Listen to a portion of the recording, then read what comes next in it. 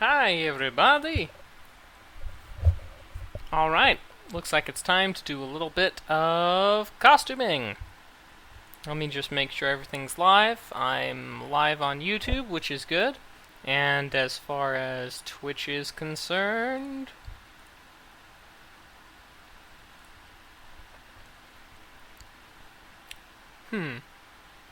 Unknown on Twitch. That's interesting. Okay, looks like I'm live. Hey! Haha! Thank you very much. I know the stream delay means that I missed that, but I do appreciate you. I do appreciate you responding. All right. So yeah, live on Twitch, live on YouTube.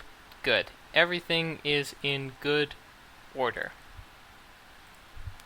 Well then, let's press onward. So, how are you doing today, Nexio? Did you have a good weekend? I hope. So, I'll just kind of update you on what's going on. Basically, what we're doing today is we're going to do all those little things that I haven't really done in previous streams.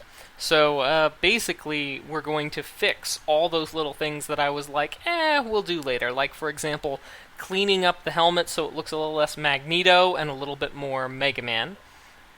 Doing the, attaching the front and the back of the chest pieces together.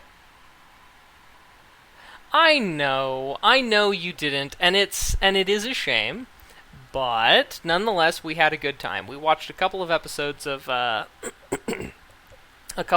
episodes of Sherlock, and we got to meet the little kitten, the little kitty, and oh my gosh, Mrs. Mac could not stop cuddling that little ball of fur. It was, kind of fun. But yeah. Any hoodly doodly. So things like, for example, we're going to cut along the lines that I've made for the helmet, on both sides, and we're also going to, just make the little fine-tune adjustments. We're going to add the second piece of the chest front armor, and then attach it to the back armor. And because I'm really concerned about making the whole thing move, I'm actually going to use some fabric patches up here to bind the two together, so that they don't, so that these pieces themselves don't bend nearly as much, which I think is probably the better idea. But anyway, that's kind of what's going on. Ooh.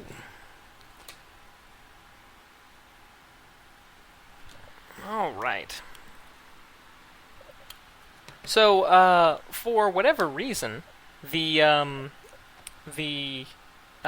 a Twitter account for this thing called Custom Vans. Which unlike what you might be thinking, it's not custom Vans, but it's like custom shoes. Anyway, following me on Twitter. And I get retweeted, but I only seem to get retweeted by them. Hey, Knight, how's it going?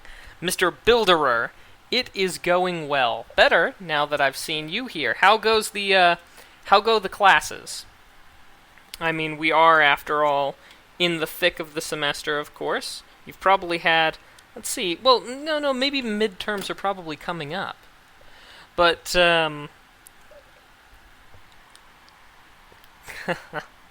yeah. I thought you might think that. Well, anyway, it seems like the only thing that gets retweeted are the Mega Man streams by that Twitter account, which is interesting because I would have expected, if it was a robot or something, to get all of my stuff retweeted. You know what I mean? Which I don't particularly mind having robots retweet all of my tweets. I mean, it's not like I can really stop them. Or can I? So, with regards to what we're doing today, we're going to make those things, put them together, and, Nexio, you could always come over to the house. I know that the significant other is actually, doing her own little creative thing. So, just something to keep in mind. I've got some Zuber Fizz in the freezer. So, Better than normal, but not exceedingly good. Robot. I love me some robots. But anyway, and I've got this 1.5-inch ribbed nylon roll elastic. Yes, ribbed for her pleasure. Oh, I feel terrible, but I did just make that joke. Let's get the music started.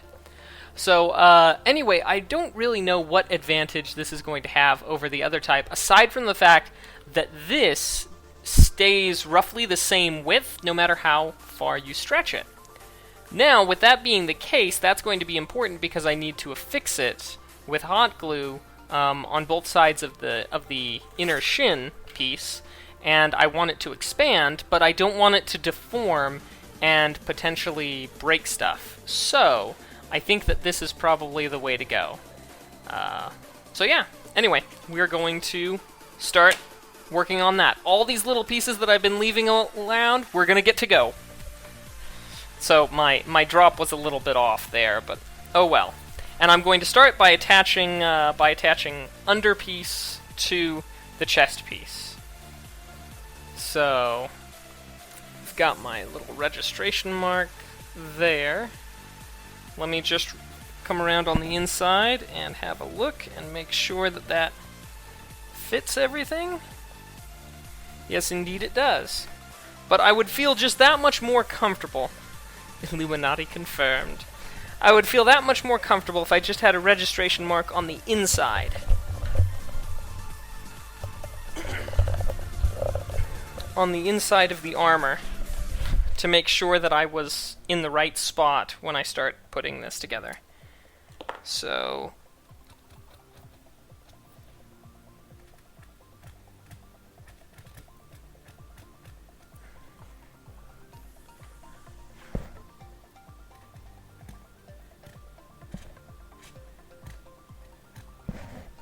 there we go, and there we go. That should help. Okay, give me the best Yo Mama joke. I think I am ready. My body is ready. Okay, good. So now I'll go ahead and plug in the hot glue gun, and we can shoot the breeze while we wait for the glue to get warm. Yo Mama's so fat, all the McDonald's food are gone. I'm waiting for a part 2 because that's not so great. No, don't get me wrong, it's not terrible, but I mean, Yo Mama jokes, really? I mean, it's 1394. Mama jokes are going a little bit out of style here. 10 points to anyone who can name that television series that I'm quoting.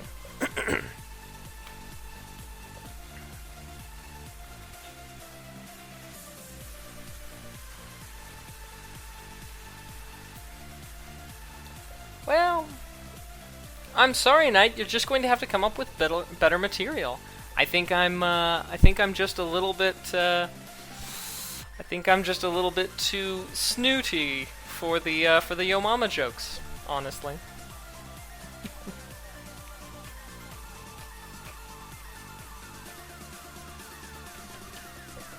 Okay.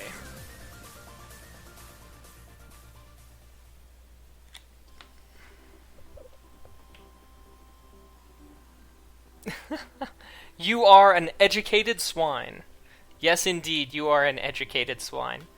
What's Al-Qaeda's favorite football team? Ooh, I don't know. What is Al-Qaeda's favorite football team?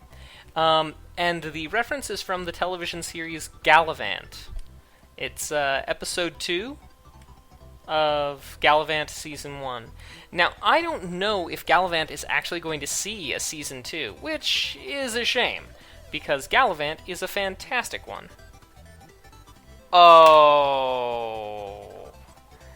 Oh, too soon, man. Too soon. Just kidding.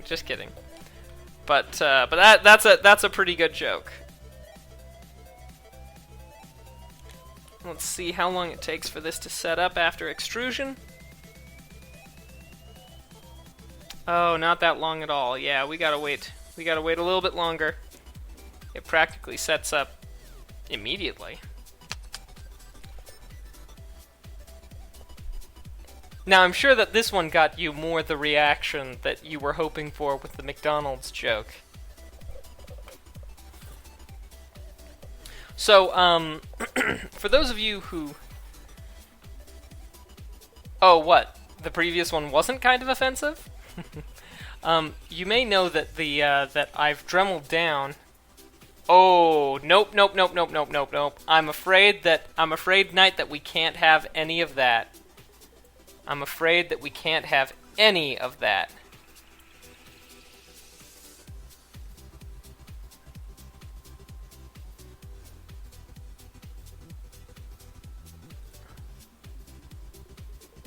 Oh. Oh. Nope. Nope. Sorry, man. I'm purging chat.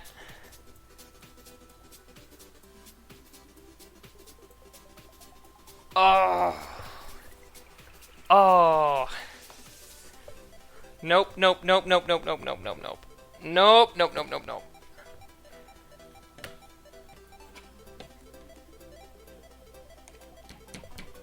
I knew where that was going. Curse me for not remembering the purge chat function faster. Okay. So anyway, the raw foam in here, I've dremeled that out because it's tough to get. The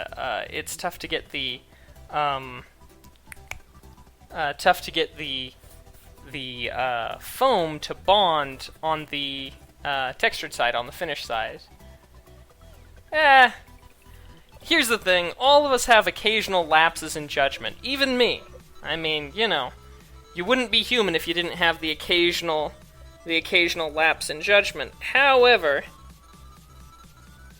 the difference between someone who's a good person and someone's a bad person is if they recognize it, and usually if they, you know, apologize for their, for what they've said or done.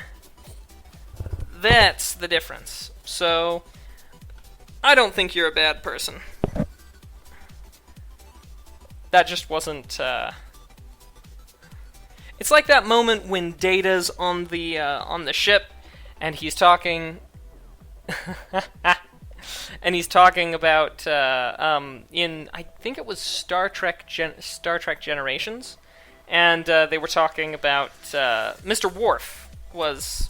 you know, being forced to jump up for a hat on a ship on a holodeck, on a naval ship, and Data was like, so pushing people into the water is funny, and then he's like, oh, okay, and then pushes Dr. Crusher into the water, and turns around, and they're like, Data, and he says, I know, and they say, not funny.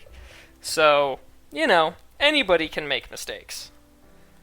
I have some jokes that I told once upon a time that didn't exactly have the right. They didn't land exactly as I would have liked, but you know, you can't. Now, hang on, if you'll excuse me for a second. I actually put a drink in the freezer, and it should be just right.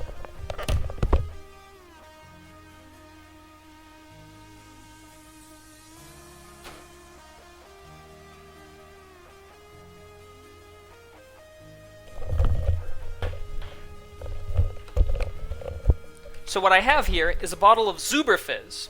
Now, I wanted to get it nice and icy cold, so what I did was I took a paper towel, and I got it wet, and then wrapped it around the bottle of Zuberfizz, and now that it's been in there for about 10 minutes, the paper towel has gotten icy and frosty, and it, in turn, has frosted up the soda.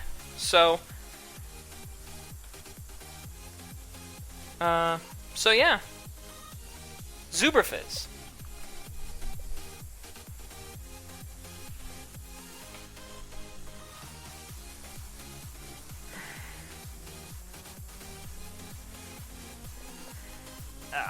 Only downside is it makes it kind of hard to get the top off.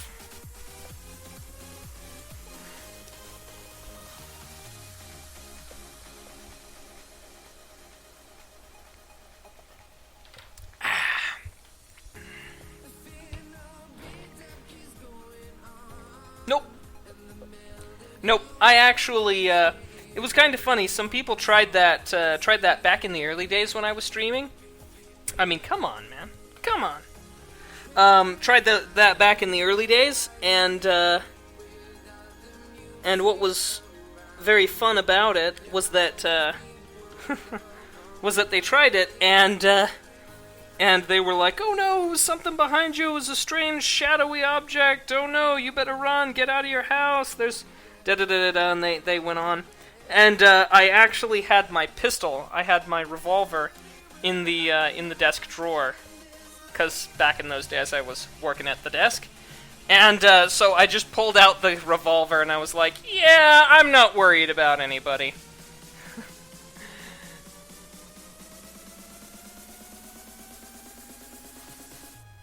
Okay, gonna clean up that edge. I know I probably shouldn't have done it with the razor, but that's okay. It'll be easy to scrape the glue off of the razor. So I've got some good news, you guys. Hey, Zine, how's it going?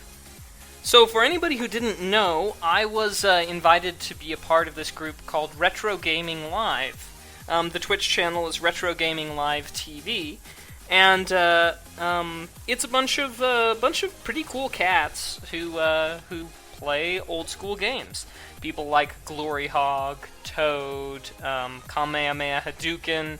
You know, people that you've seen. Good news! The Dacia Sendero is coming to the UK! Oh, you've never heard of Zuberfizz? I'll tell you about that in a minute, Knight. So anyway, it so happened that, that there's going to be a race, a retro race, coming up pretty soon.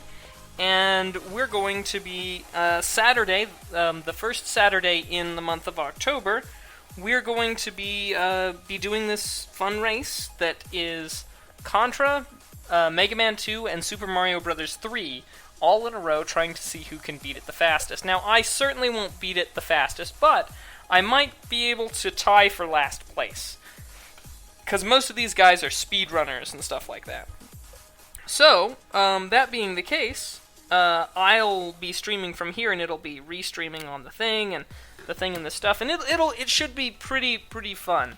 But yeah, so you'll probably see me practicing those games, Contra, Mega Man 2, and Super Mario Brothers, a bit in the near future.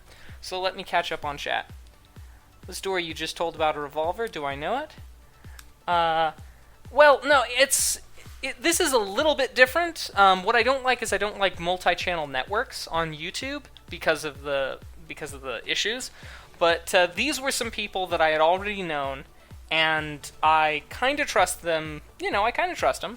And one person in particular invited me, and I particularly trust him. Well, it so happens that that we'll all just be sort of sharing the channel. So a couple of times a month, I'll actually stream from that shared channel. We will all have the key to the channel and stream from there. The YouTube stream, yeah, Kame is cool, and he's the one I trust. So, the story was that back in the early days of my streaming, somebody had done the whole, oh no, there's something behind you in the shadows, oh, you just missed it, and, you know, stuff like that. And so, they tried to do that, but I was sitting at my desk and I had my revolver, so I just pulled out my revolver and put it on the desk, and I'm like, I'm not worried about shadows. And that was really all that there was to the story.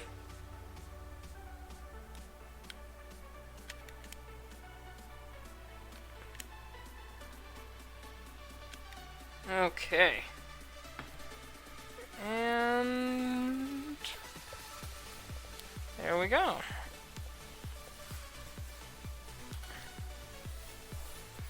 Now we'll just push that flat. Oh, was that? No, that wasn't you, Zine. Well, I am, if by YouTube streaming service you mean YouTube gaming, you know, I think it's got some good things about it, some good qualities to it, but you know, I've been streaming here on Twitch for a little while now, you know, for games. I'm already at 300 followers here on here on Twitch, and most of my subscribers on YouTube aren't exactly interested in live streams, as evidenced by the fact that I've got two. Yeah. Oh, was it? You remember it exactly? Okay, good. Well, it was one of those things where evidenced from the fact that not many of them come around when I'm streaming on YouTube, that, the people on YouTube who are my subscribers and fans don't really care much for my live streaming. So, no real, I'm under no, impression that, that my subscribers over there even want me to live stream. So, I don't worry about it, really. It's kind of like, okay, well, it's not something they're interested in. That's fine. I'll appeal to my other group. Hey, Skeleton! Congrats! Tell us a little bit about the new place.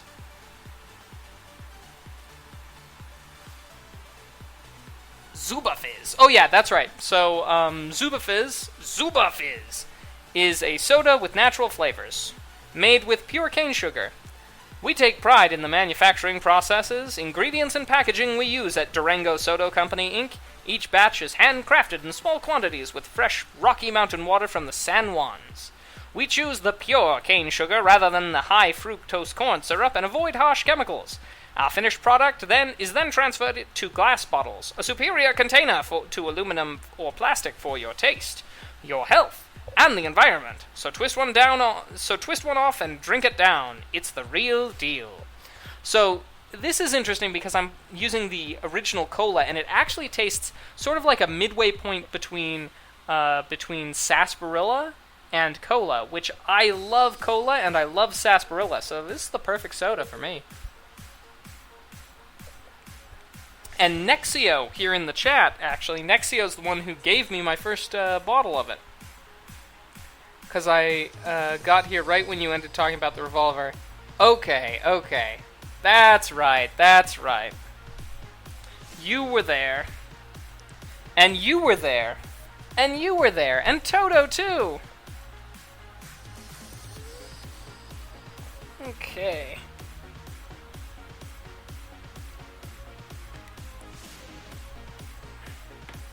Just gonna get a little bit more.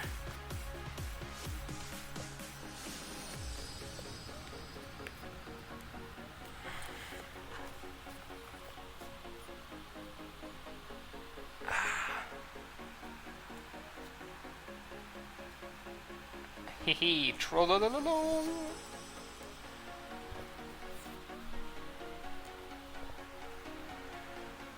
Oh, hey! Chris with the host! Thanks, Chris! Chris is awesome. The things that Chris does with pipe cleaners, you would not believe. Now, in a 2-story house, we repainted the kitchen blue before we moved in. It's 4-bath, 5-bedroom, and my master has a bathtub with Jess. And so it's like a hot tub. Cool. There. Also, my closet has a window. Very cool. Hey, Chris, thanks. Thank you very much for the host. Much appreciated, man. We're going to be doing a lot of good work tonight. So here's the chest piece. We've got this extra bit down here. That's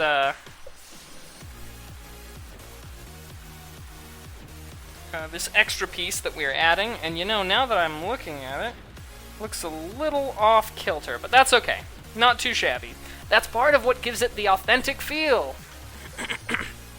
It definitely sounds big, Skeleton. Definitely sounds big. A little bit off kilter, but that's okay. The authentic handmade feel. Be sure to enhance the booty.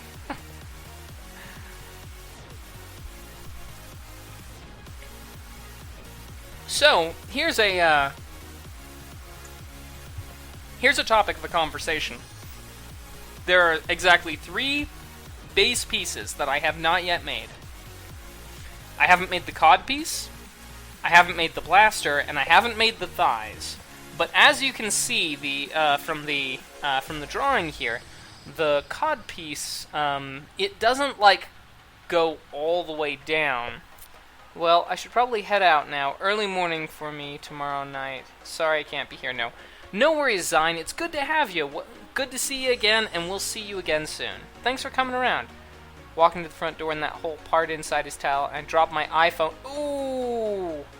Oh, man, that's just the worst, Skeleton. I've got a small crack in my Moto G, just right here in the middle of the screen. Nothing too bad. Nothing quite as bad as that, but man, I sure feel your pain. But, it was nearly time for a new iPhone anyway, right? Am I right?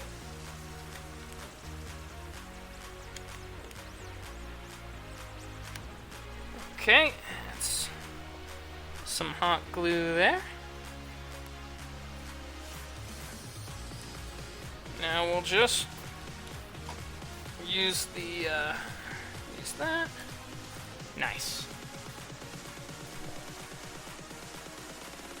Man, youch, that just stinks. So, Chris, I might have done something bad. I might have, and I would never own up to it if I did, but I might have tweeted a company that makes pipe cleaners and told them that you did amazing work with pipe cleaners. Just thinking maybe they might, send you a free batch or something like that. Would be nice. Would be nice, I hope. But you absolutely deserve little something like that.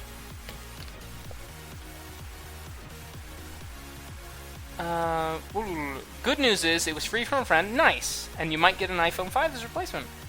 Sold to get cancer. This one, what? Yes. Absolutely. Absolutely, yeah. See What Happens makes art out of pipe cleaners. And it's good stuff. He has a very relaxed chat. Not like me, who's a little bit spastic. His stuff's legitimately relaxed, chilled. He just kind of hangs out and does his thing. Makes some good stuff. Hey, Ridley, how's it going? How are things up in the Great White North? My splits for these are pretty intense. But Ridley, in case you haven't already seen it, helmet time.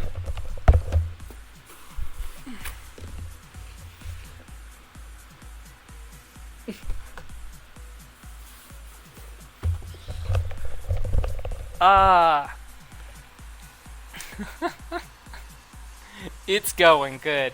Costume making speedruns. Ooh, 7 viewer hype. Woot woot. Awesome.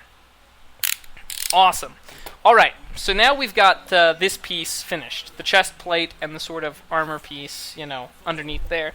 Now, we've got the back piece where we're going to need to hot glue up these darts here, and then we can worry about connecting the two up top and making those edges a little bit nicer.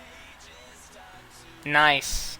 Well, with any luck, see, the problem is I need to get this done before Halloween, but the problem is that Mrs. Mac has been so enchanted by the whole process that she's asked me to make her a Samus costume. So, after I'm done with this, I have to make Samus. That's 2 costumes before Halloween comes around.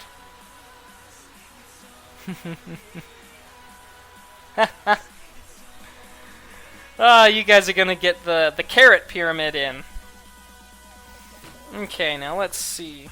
One thing that's fun for these types of things, the secret to keeping the outside relatively glue-free, is to push them together slowly and to work them back like this, so that you work the glue toward the inside. Oh yeah, I'm doing it. I really have no choice. Mrs. Mac has asked. I shall not disappoint. But now, hang on a second.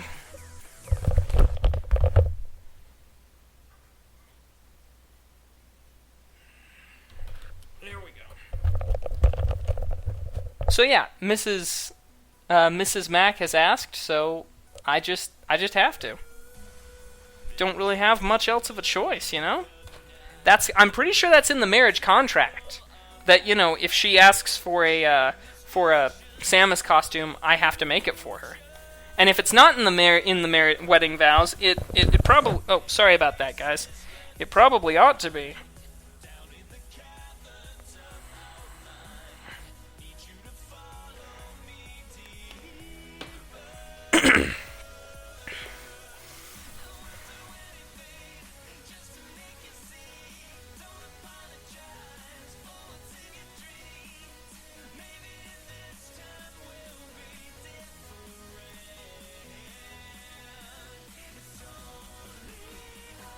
Now, you can't prevent all the hot glue. You know, you can't prevent all the hot glue from getting out to the finished edge, but you can prevent most of it.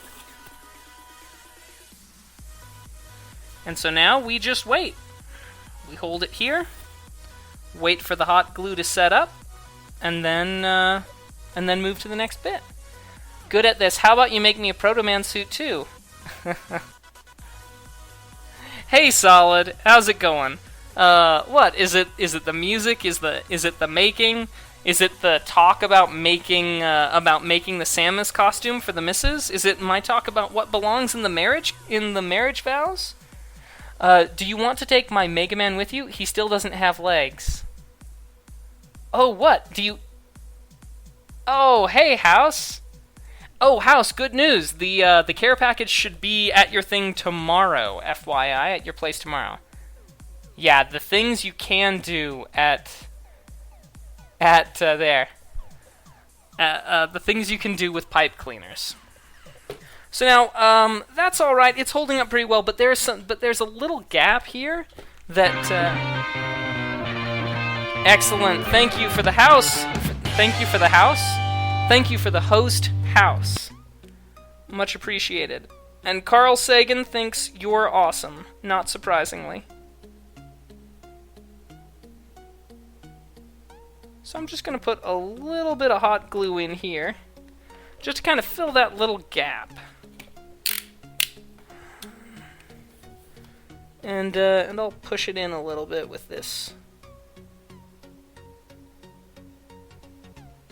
With the tip of this straight edge.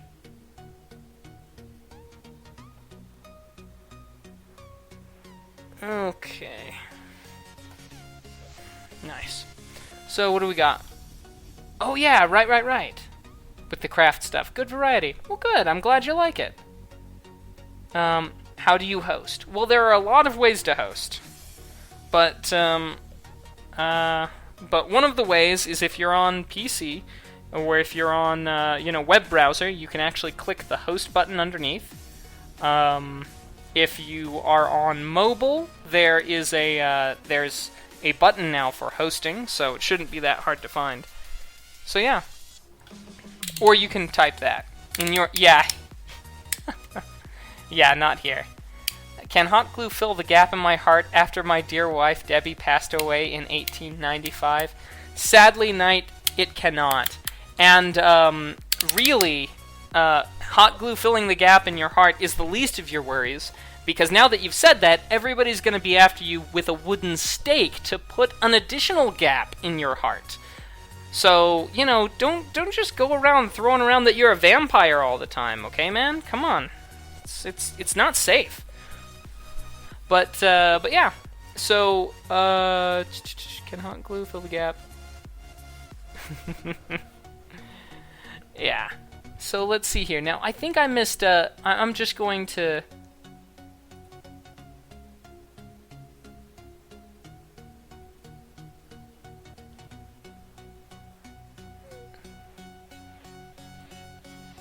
Let's see. I just want to see real quick. Oh, man. He is coming along. Oh, that is so fantastic. So very fantastic, Chris. I like it. Yeah. Okay. Good. So now that's taken care of. And I can smooth this out, and I will smooth this out later with the Dremel.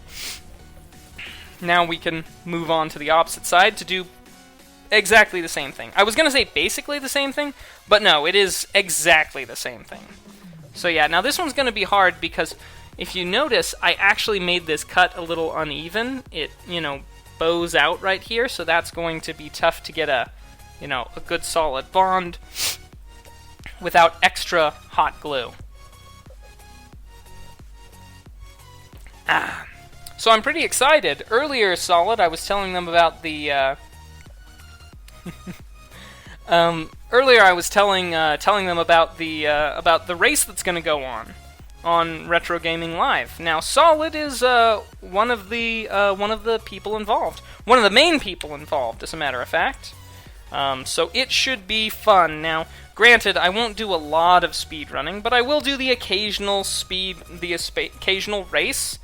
I haven't decided if I'm going to do some of the other things. And Solid, if you would be so kind as to post a link in the chat to Retro Gaming Live TV's website, that would be just brilliant, so everybody can go have a look at that if they feel like it.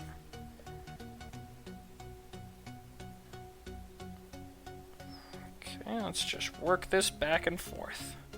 I work my glue back and forth.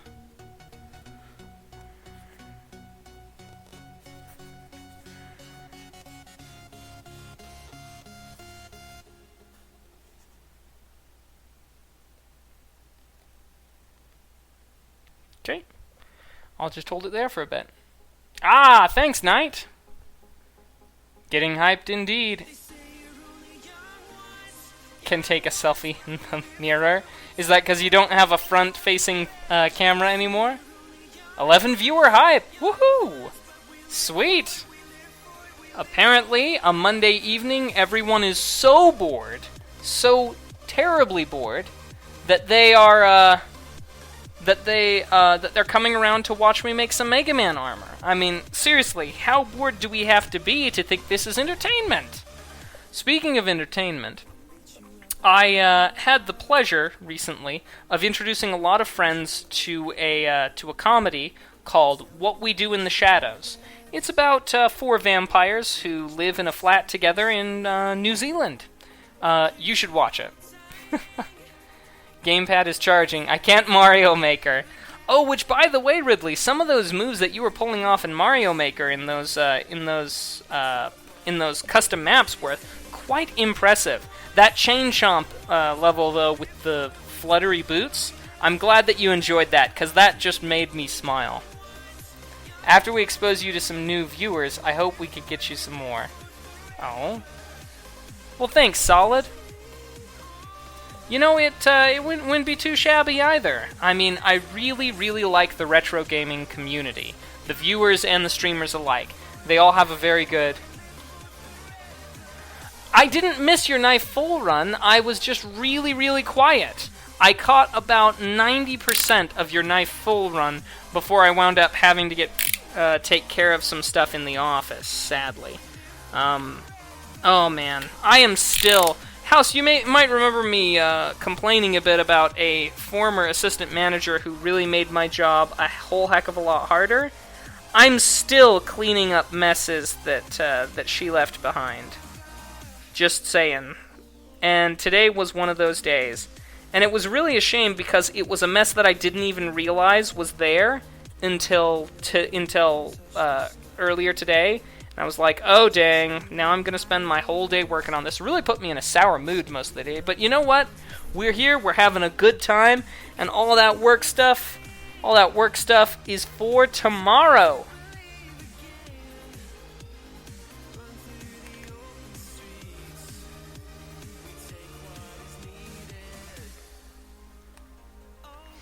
You know, this song reminds me of the lyrics behind this song remind me of that old 80s show Free Willy, where the kid was basically living on the streets, panhandling, skateboarding, and, you know, doing his own thing, taking what he needed, but mostly panhandling. My chat died at some point, though, and obviously I couldn't see anything in chat. It wasn't updating. I'm sorry if you were talking, I wasn't answering. That's totally cool. Totally cool. What was that story you couldn't tell till later? Oh, House, you're gonna have to remind me. I'm not entirely sure. Also, if I stream more Mario Maker, I'll play 100 Mario Challenge, not make a stage. I find that I'm far more productive at making stage when I'm off stream. It had to be boring for the viewers. Not really. And you need to add the member splash to your page. I have already added that to my page. Solid. Skeleton is that of Super when it's building.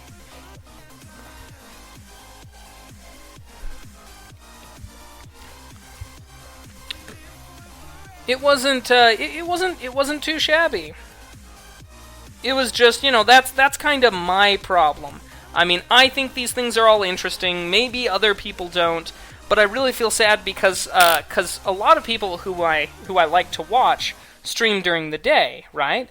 And because I'm working at the same time, I can really only dedicate a small portion of time. Usually, it's not all at once. It's just like, oh, you get, I can hang around for 40 minutes at a stretch, maybe even an hour if nothing too crazy is going on at work.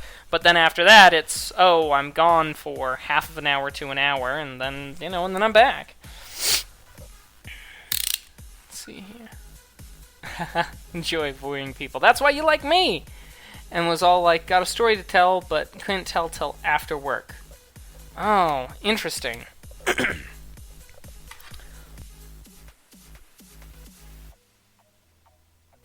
Interesting. What's the story that I wanted to tell?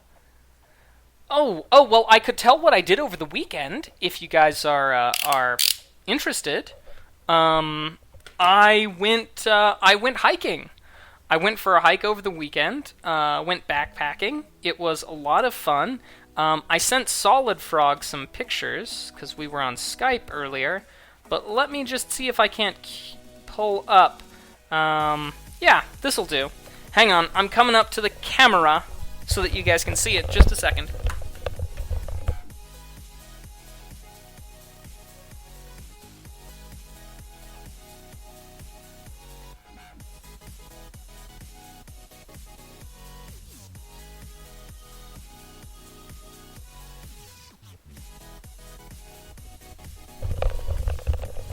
Sorry, I mean, if I were really, really good at this stuff, I would just already have the pictures on stream, but I didn't expect to be talking about it, so I hope you'll forgive me about it. But yeah, went backpacking.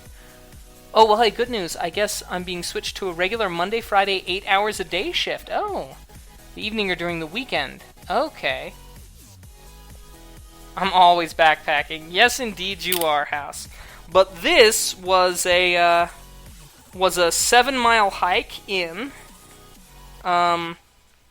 let's see, 7 miles, we went up 5,000 feet in elevation, and then camped out. Had this beautiful, beautiful little camping space with a freshwater spring nearby. Now, naturally, I wouldn't drink straight from a freshwater spring, especially because there's always the potential for livestock and fecal matter to be around. So, if you find a freshwater spring, you should still boil it just to be safe. But there was a freshwater spring nearby, so we had all the cool, clean water we could hope for. And then, of course, we boiled the heck out of it, so, it wasn't so cool and clean anymore. Well, I mean, it was clean-er, but not cool. And yeah, so it was fun stuff. We had to take it slow because we had a small child with us. Backpacking for at least a couple of months. I have crap internet. Oh, yikes. But they started, and we're... Oh, okay, cool. I'm gonna be lurking. I'll keep your channel open. Okay, cool. No worries. Lurk away. Lurk away. There were a couple moments during the backpacking trip where you just looked out and you saw some place and you thought, camera just can't capture this. Well, maybe a really good one can, but am I gonna pack around the extra couple of pounds for a really good camera on a backpacking trip? Nuh-uh. Nope, not me. Alright, so that's the chest piece and the back piece finished. We're going to need to connect those. Viewers will see the host and come see. I hope so as well. I think I'm gonna leave the Mega Man helmet right here, because I think seeing something semi-finished is good for people who haven't been around very much. Alright, so here's the shin piece, right? I do know that I need to cut this area down back here, and that's fine. We'll get to that. But what I do also need to do is I need to join these bits around the back. Now, I can only go so far because I'll need to slide my leg in. So I'm going to roll up my pant leg for a second and put it up on here, and don't, hopefully this doesn't blind you because of how white my legs are, but blame it on being the children of farmers. I've got an intense farmer's tan, and I basically never wear shorts. So let's see. Okay, that is about as far down as I can glue these things together. So let me just make a mark right there. And then I can still fit my feet in, and then down here, down at the bottom, is where we'll put the elastic. So let's see.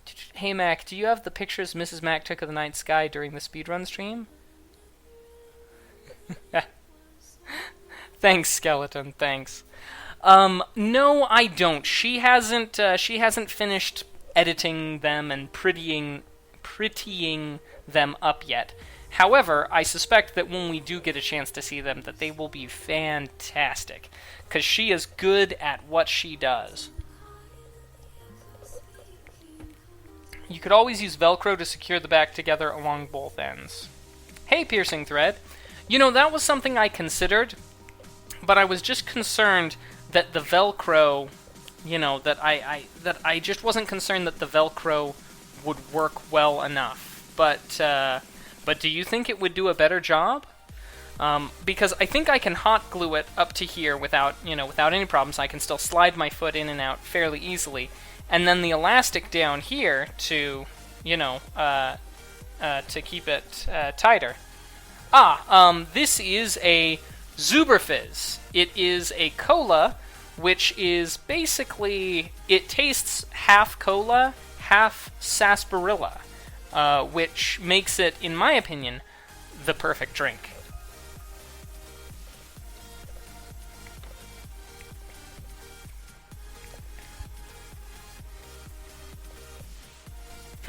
That is an interesting thought, Piercing. Give me just a second.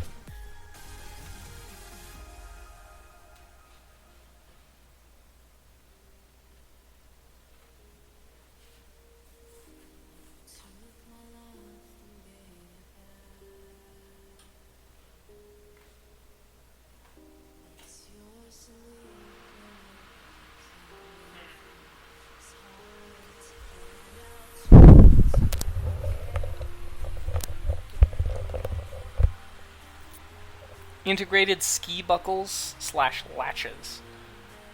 Looks delicious. Ski buckles, latches. I'm afraid I don't really have any of that on me currently.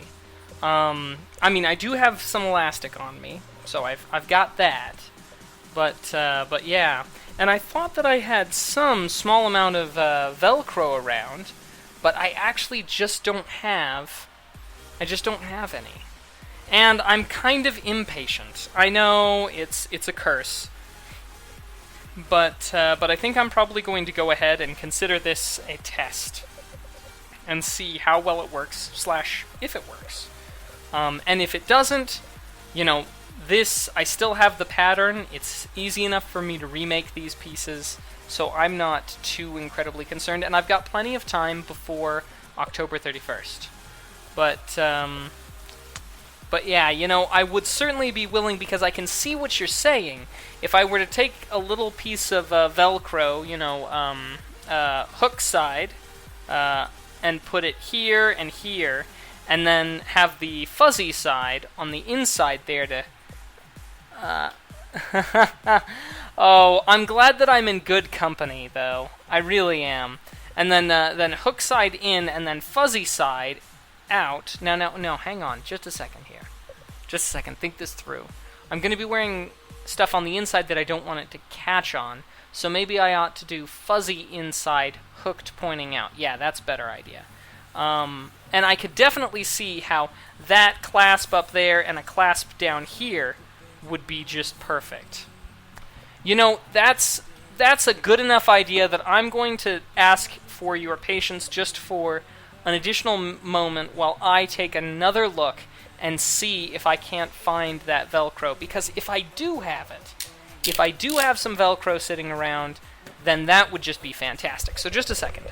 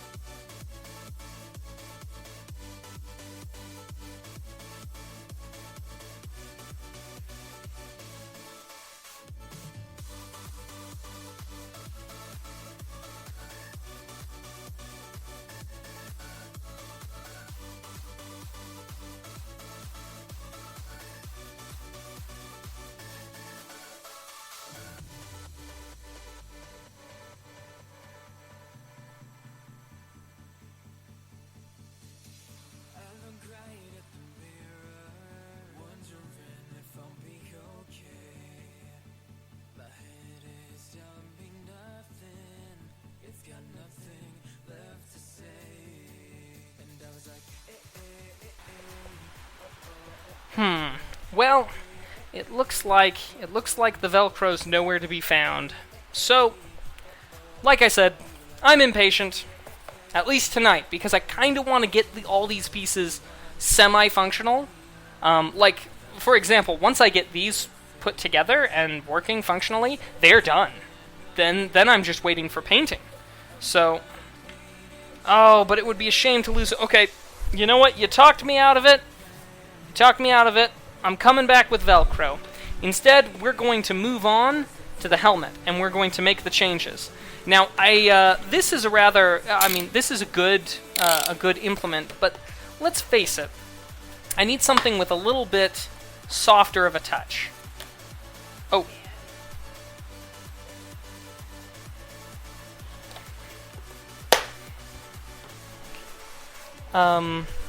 I need a little something with a softer of a touch, which means I need something sharper than this so that I can get in here and do these, meaning that I'll need my X-Acto Kniffy.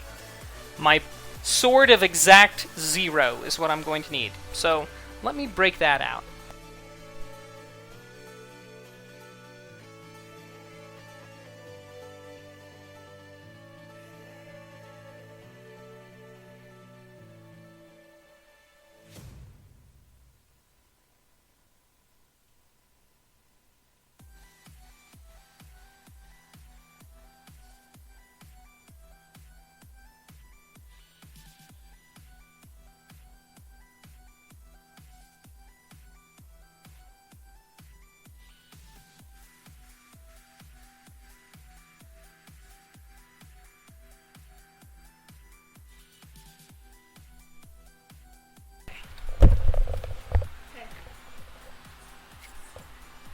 I have found the Sword of Exact Zero.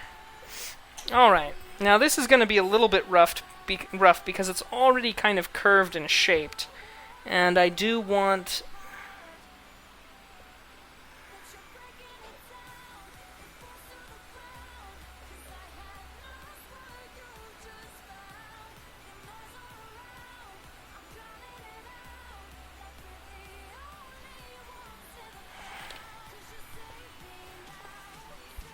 Sorry, I'm not talking much because I'm concentrating. I need to learn to talk when I concentrate. I talk when I do everything else. I mean, almost everything else. There are notable exceptions. But, okay, there we go. Now, let's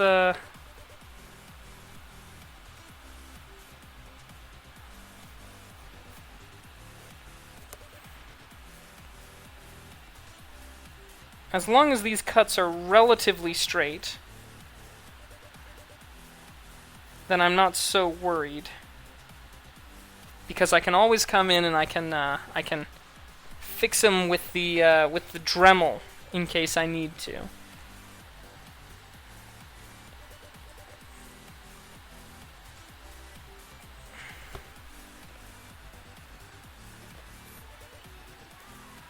Bring me the polish remover of Nail.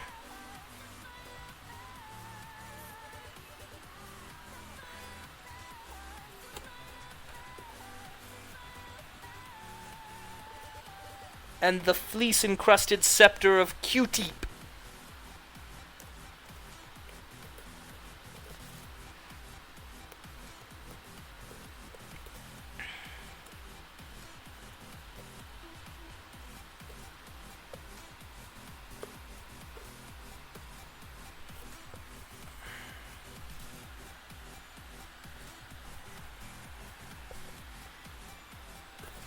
Okay, sorry about taking so many breaks there.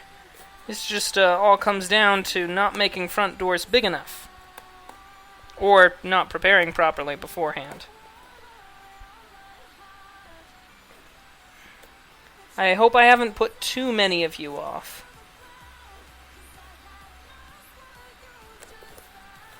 Or put too many of you out, as the case may be.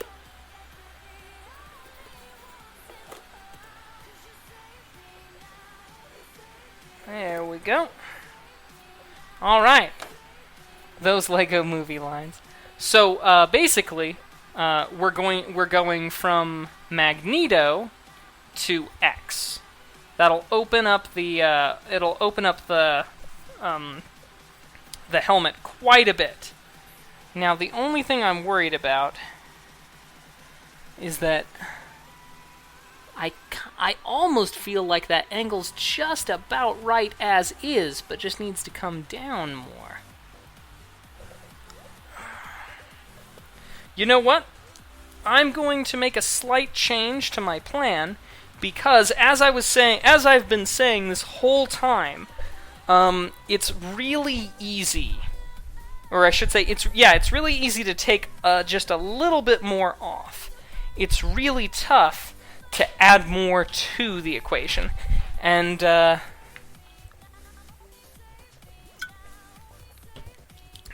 you know what? I would much rather err on the side of caution here and take off too little rather than too much. So, let me just...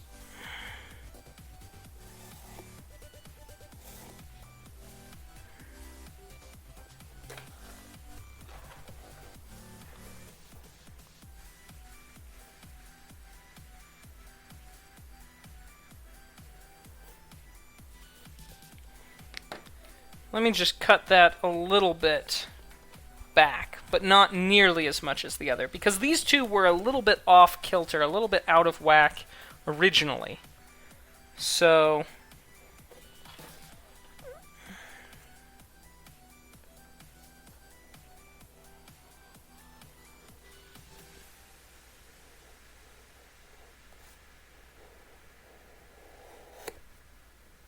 Okay.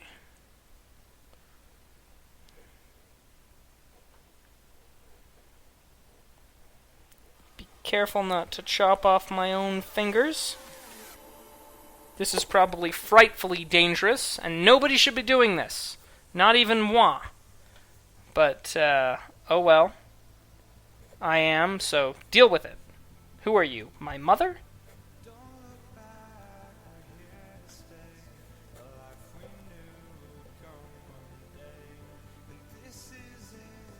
I have more viewers than your Magnum runs?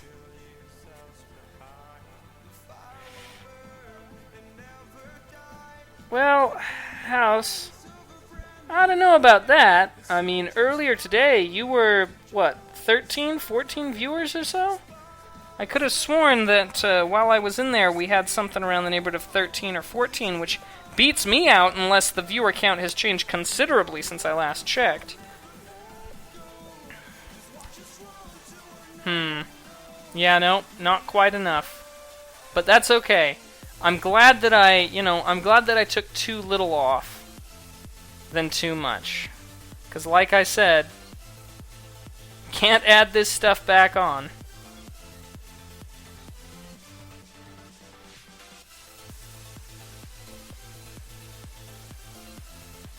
Oh, Mr. Nice Guy, really?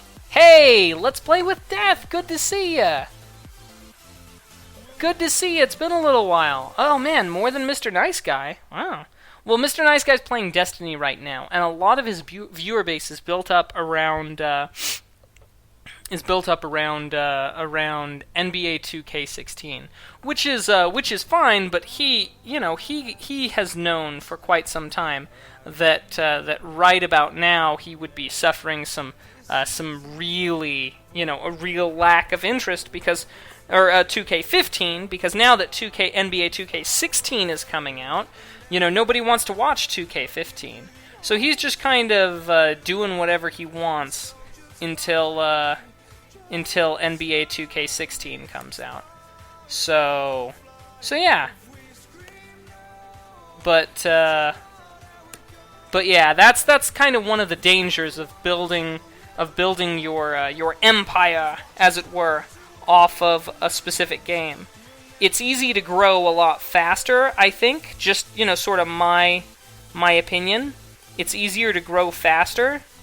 But, the second you try out something else, you just kind of lose all your momentum, if that makes sense. Take it easy. Take it easy, let's play with Death. Many cuts and little scars on my hands from making your armor. Piercing, would you do me a kindness and remind me what your armor was? 14 to 18, it has because of the SRL front page. Night. 14 to 18.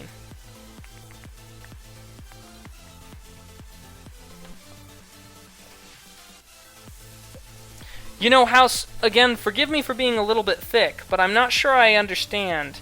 Who has 14 to 18 because of the SRL front page? Oh, 14 to 18. You're talking about your own stream because of being on the Speedruns Live page. Right. I follow. Sorry, this is just kind of me. I get, focused on something and then, just kind of forget it all. Halo Reach. Oh, yes, Reach armor, of course. I think you've said that before.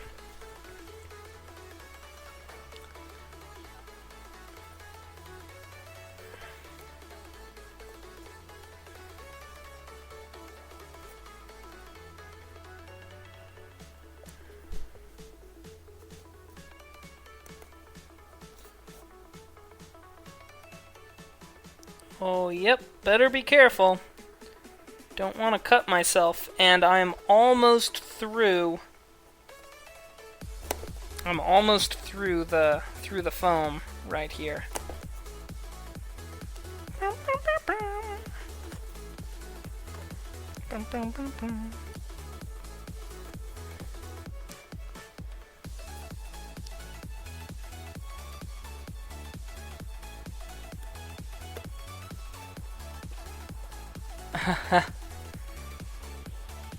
I'm not too bad at the moment. So I didn't tell you the worst part about the backpacking trip. So as it went colder and colder and colder and colder that night, and we were up at 10,000 feet in elevation, clear night sky, so the stars were beautiful. Could see the Milky Way. That was always fun. That was fun. But sadly, it was just a little too cold for our sleeping bags to handle. So, faced with no sleep at all, we decided instead to hike the 7 miles back to the vehicle, and yeah, head home. And maybe that makes us a little bit sissy for not toughing it out, but you know what? That camping trip was not about proving anything to anyone, and we also had a little 7-year-old kid to worry about as well on the trek, so none of us were particularly interested in, proving anything to anyone. Just about having a good time and enjoying each other's company. And you know what? Below 30-degree weather does not, for a good time enjoying each other's company, make. So, alright, are we ready for this? Because I'm going to try on the new helmet. Or the modified helmet. SRL was one of my goals. Now a GDQ event. Let's get that to happen, House.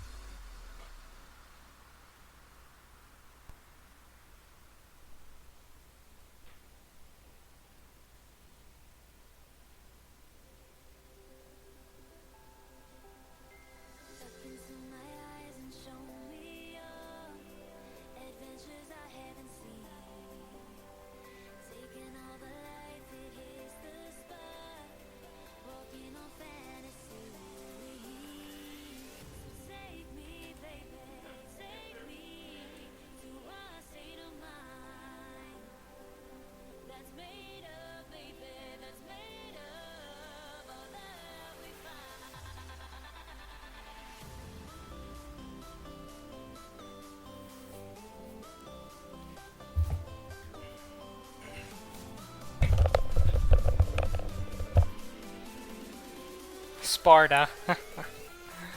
Well, it'll definitely be a little bit more Mega Man-ish as we get closer and closer. But that certainly does. That makes it a little less Magneto. I think we can all agree on that one. And a little less Magneto is probably for the best. I really did feel like it was a little bit too much Magneto. But I don't know, there are those people out there who have a fever, and the only prescription is more Magneto. But not for me. But anyway, so that is better, I think. It's a little more even. There are still some small adjustments I could do. I could probably take this in another millimeter or two, but that'll happen just during the course of, some usual things. Welcome back, Skeleton. Welcome back. So we've made our changes to the helmet, where it used to be like a this. Or it used to be like this. It's now... Oh, hang on. Gotta do this for proper dramatic effect. Used to be like so, it's now like so. And this is a lot more Mega Man. I'm even tempted to cut it back a little bit more, but I'm going to hold off because, like I always say, it's easier to take a little more off than it is to put a little more back on. Zack Attack! Welcome back, Zack. Welcome back, Zack, indeed. So, anyway, that's the helmet. And we are now done with the basic helmet. The only thing left to do on the helmet is to add our embellished pieces. Specifically adding our ridge down the middle, our red portion up front for X's little jewel thingamajig, and adding the bits on the side. And those are all just embellishment pieces. So structurally the helmet is finished. Now, let's go ahead and move on to the next big part, and that is joining the front and the back pieces. Of course, the back still has some work that needs to be done. Notably, it has a piece that goes here, and a piece that goes right here in the back.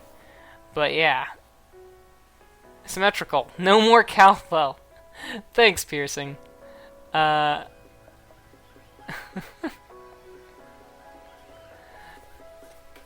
So yeah, at this point, we just need to work with that. Better cap this blade so that it doesn't cut me. Now, to get these to meet up properly, as I'm sure you can tell, and I'll try and make it clear here. Yeah, that's about as clear as I can make it.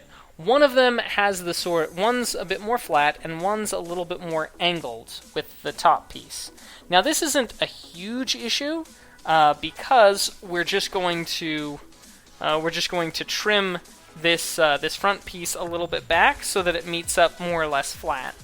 And then we're going to use these patches, and instead of gluing the things directly together, we're going to glue each shoulder piece to the patch, and then we're going to glue the other piece to the patch as well, so that it freely moves on this fabric bit.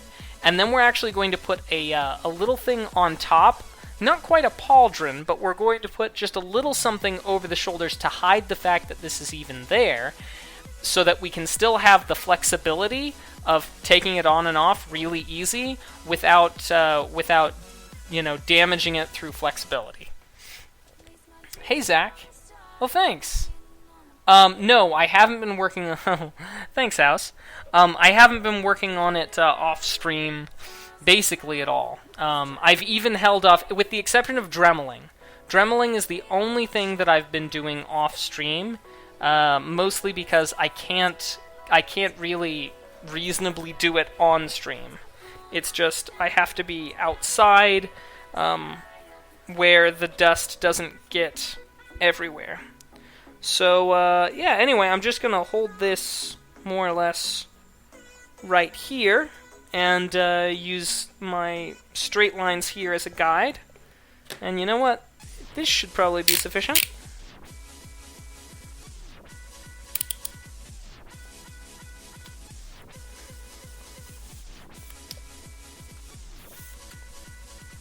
So yeah, nice clean cut. Now let's do the same for over here.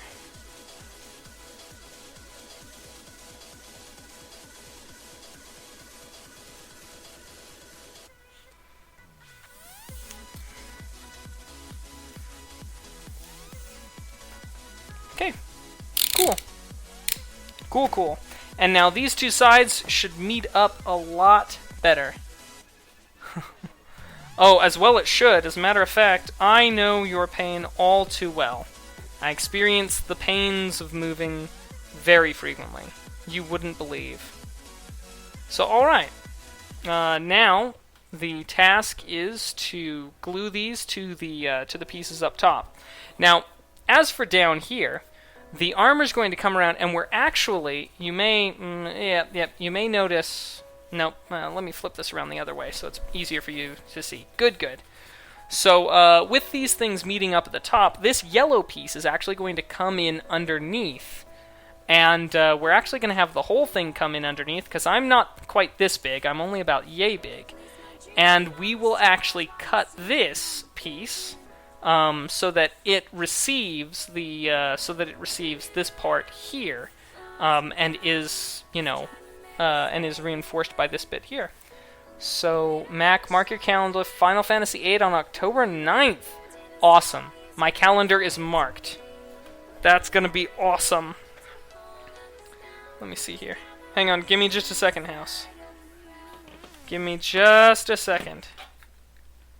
FF8 on October 9th.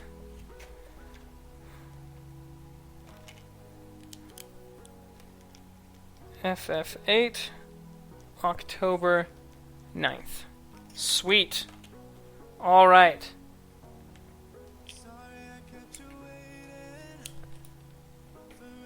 Yeah. House will be speedrunning Final Fantasy VIII on October the 9th. That's when he'll start speedrunning it. So, I'm not exactly sure. These are the type of patches that you would iron on to adhere to, like, your jeans or whatever, or khakis. Already a 10th one? Or am I thinking of something else? Yeah, there's way more than 10. Yeah,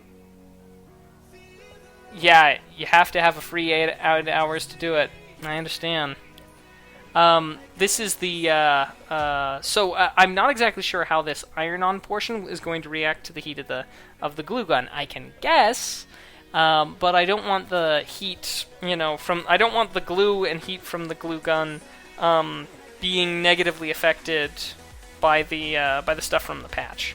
So I'm just going to do it on the opposite side.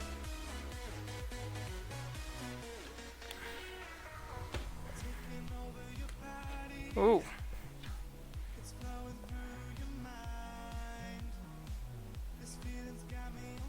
Oh yeah. Woo! See, gonna use a piece of, oh yeah. Yep. Oh yeah. Mistakes were made. Mistakes were made. That's for sure. Yeah, on metal where it can't get pores to hold on to. Good, good. That's the trick. That is the trick. Now that's interesting. Okay. That'll do. That'll do just fine. That'll do, pig. Thanks, Skeleton, for coming around. Take it easy. Glad that you have a new that you've got a new place, and I'm glad that you're all moved in. So we'll catch you later. Thanks for coming around, participating and enjoying the stream. Okay.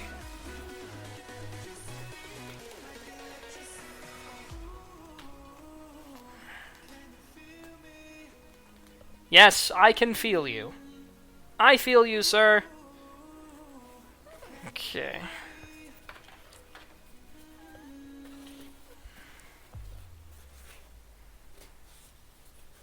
But yeah, I was surprised to get a notification, House, that the care package was going to be delivered by 8 p.m. tomorrow. So yeah.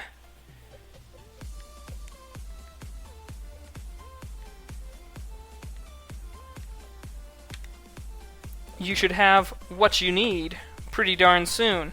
And please accept my apologies for it taking so long to get it to you.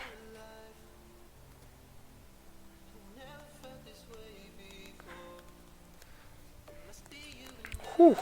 Man, that is too hot to handle. Gone in the days.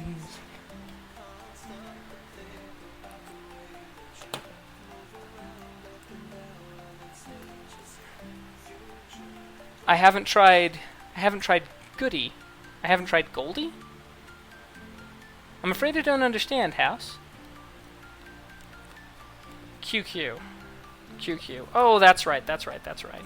Okay, I get it. That's the emoticon. But I'm still afraid I'm not sure. I haven't tried Goldie.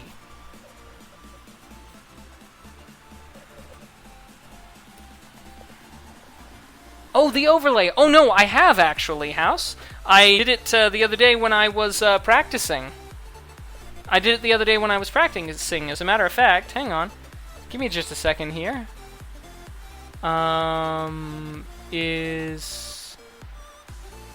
Yeah. See? Oh. Nope. There we go. That's right. But no, I have tried it. I used it when I was practicing for the retro gaming live. When I was learning, learning zips for Mega Man 2 and such. But yeah, no, I tried it, and I'm going to be using it because it's fantastic. But yeah, I'm just not using it now because I put so much time into this costume stream, and for costuming, it is a fantastic overlay. Because the important details, like, this is what I'm making. People don't have to ask, oh, what are you making? This is what I'm making. Oh, what are you making it out of? Oh, made from EVA foam. Bam. And it's just like, oh, do you do other stuff? Yes. You can support, bam, I do all those. It's just got all the stuff.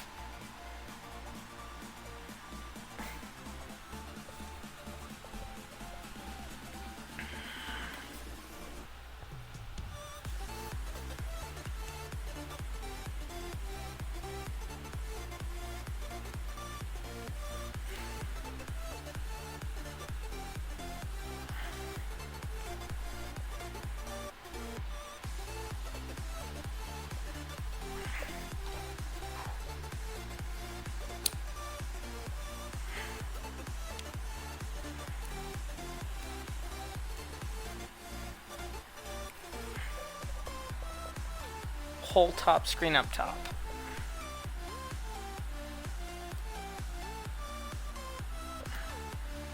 Are you laughing at me because I'm using the gold layout improperly? Is that what's going on? Yeah, the whole top.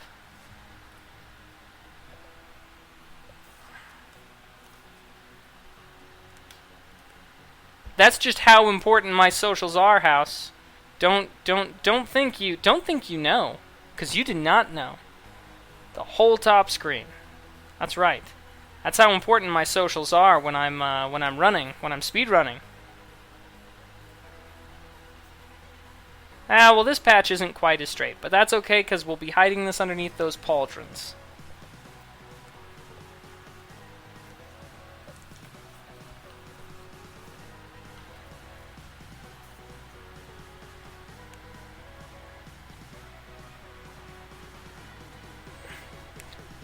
Le crap!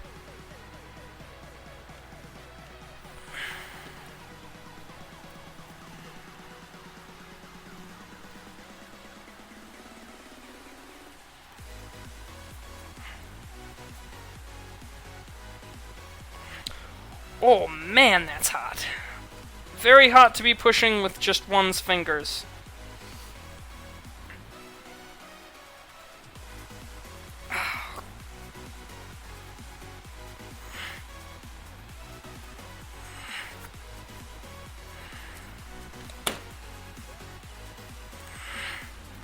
Hang on, I'll get to the chat in a second. The fate of the world is at stake here.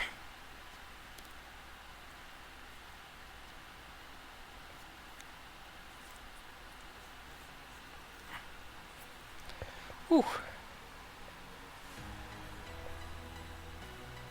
Yes, I know I can resize. I liked the look. Come on. Cut me some slack. Hey, if you didn't want me to resize it like that, you should have left some more specific instructions, House.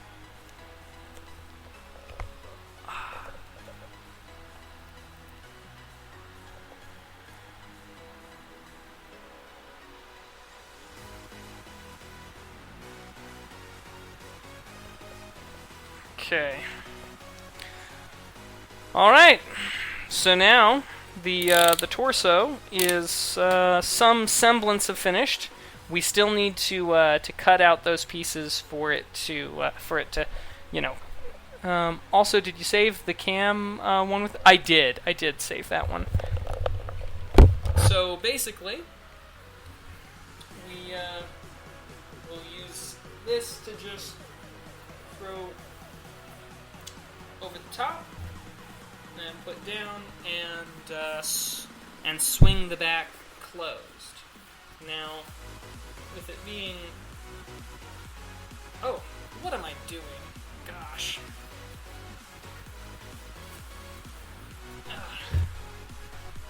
There's a reason I made a bust.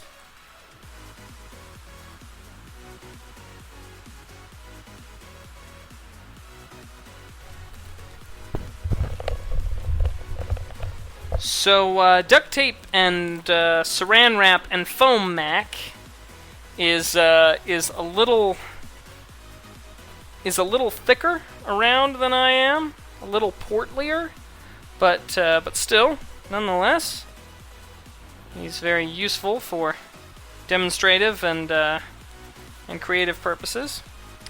Now we go and. Here we go.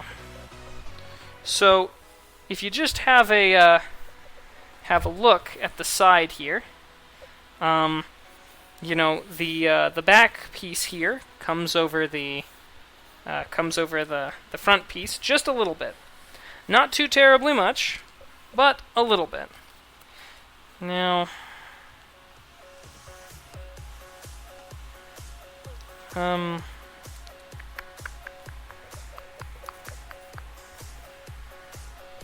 just gonna get my ballpoint pen here.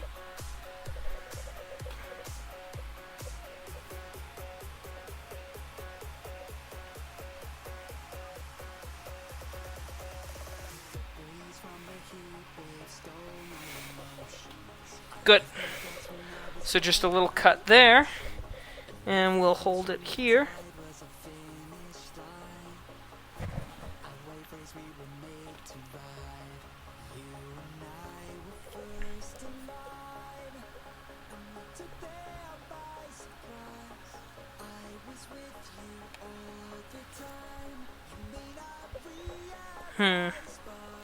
Now, if I actually bring it in a little tighter... Sorry, I know I keep bumping the microphone as I'm trying to reach around this here. Gosh, there are so many "that's what she said" in what I'm saying tonight.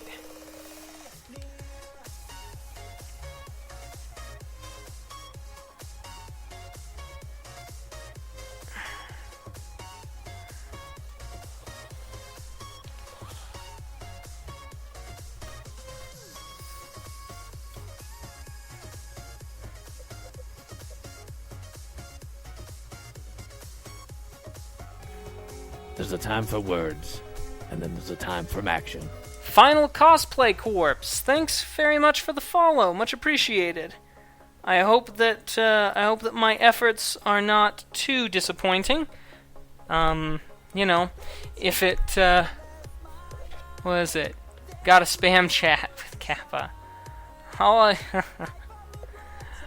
Well, we'll get somebody else chatty up in here, but House, you and me, we're chatty Cathy's when we're in each other's stream, Welcome back, Ridley, welcome back. So the chest piece is now attached. Helmet, So now I'm just going to make some of the changes to the side so that it fits together a bit more neatly.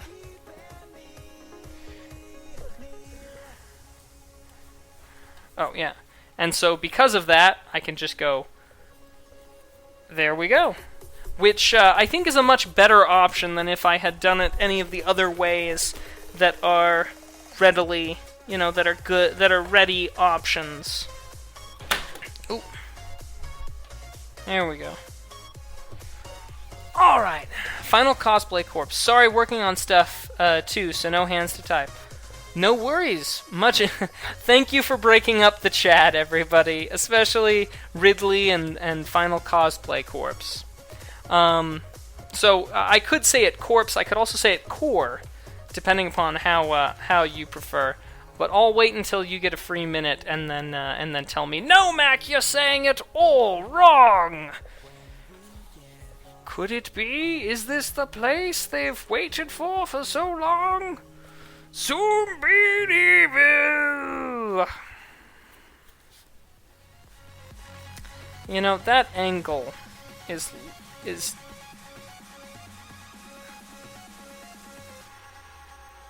That's the angle there. Better get the helmet back in center stage, or else people won't know what's going on. Okay.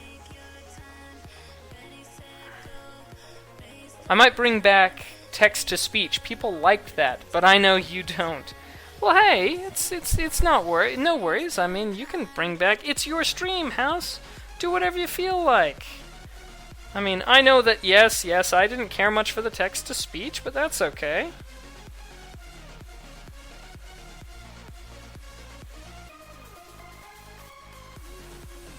Yeah, that's the angle there.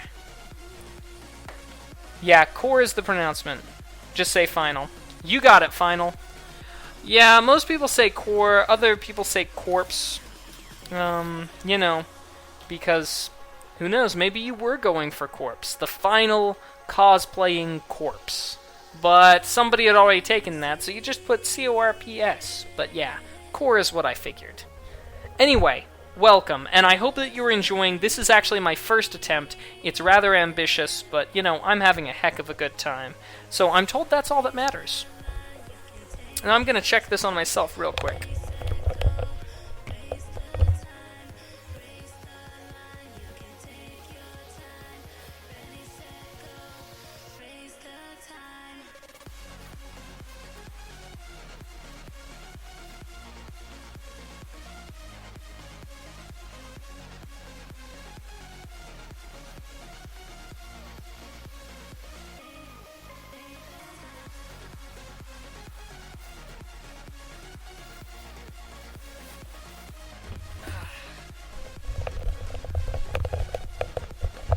Alright.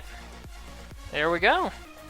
So, now we'll go ahead. We've made the marks of where we know we need to do the cutting.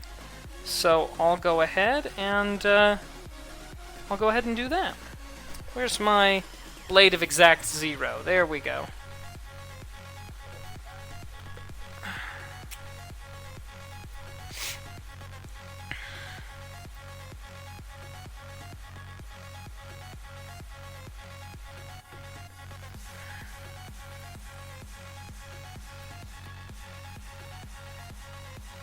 And there we go.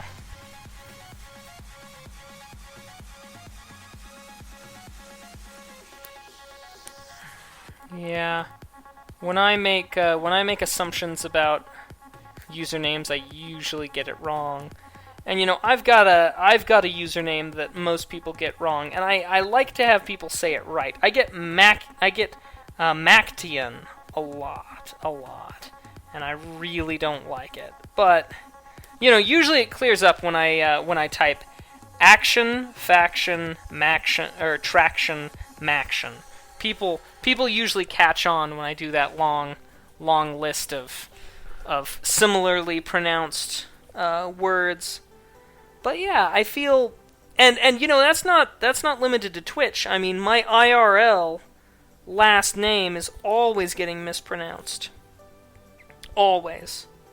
And it's okay. I mean, it has its advantages. A telemarketer calls you up. I mean, even though they're kind of going the way of the dinosaur, then if you've got a hard to pronounce last name, you know it. You know that they're a telemarketer. As a matter of fact, I've had a standing rule that if a telemarketer says my name correctly when they say hello, I will listen to their pitch.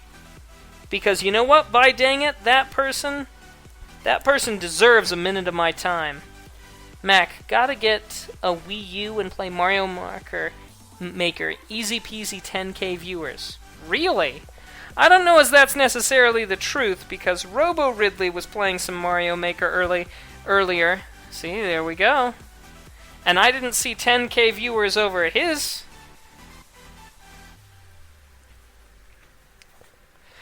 Actually, and also, if I show up to somebody's stream and they get my name right on the first try, it's instant follow.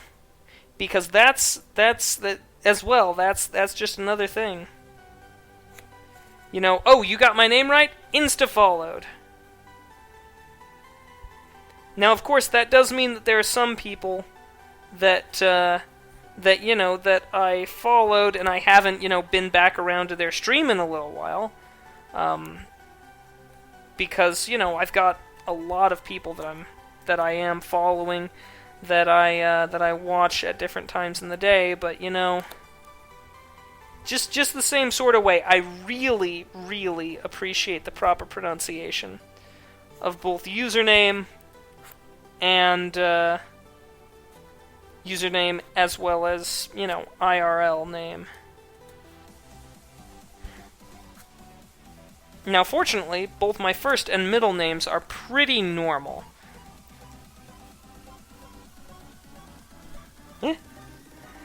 Oh, yeah. House is always telling the tall tales.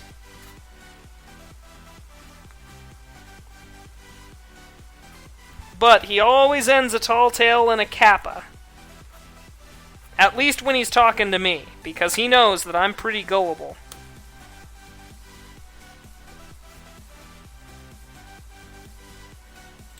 Man! Do like I do and ask how to pronounce your screen name. Yep, absolutely. And when people do that, it's pretty certain as well. So, all right, there we go. We've got our, I don't want to call it latches, but we've got them so that they'll, latch in together. And then what we'll do is I'm debating as to whether or not to use magnets or to use Velcro on here and Velcro those bits together. But that's a decision that we'll leave for another time, I think. In the meantime, we've made some good progress on the chest and back piece. So I actually think Yeah, House, I'm trying to think about it, but it's been long enough ago. Let's see. I imagine what probably happened is I was in a channel, right? And they had mentioned you, the streamer mentioned you, or maybe I saw you in chat and I was like, that's an interesting username. Let's go have a look the next time you were around.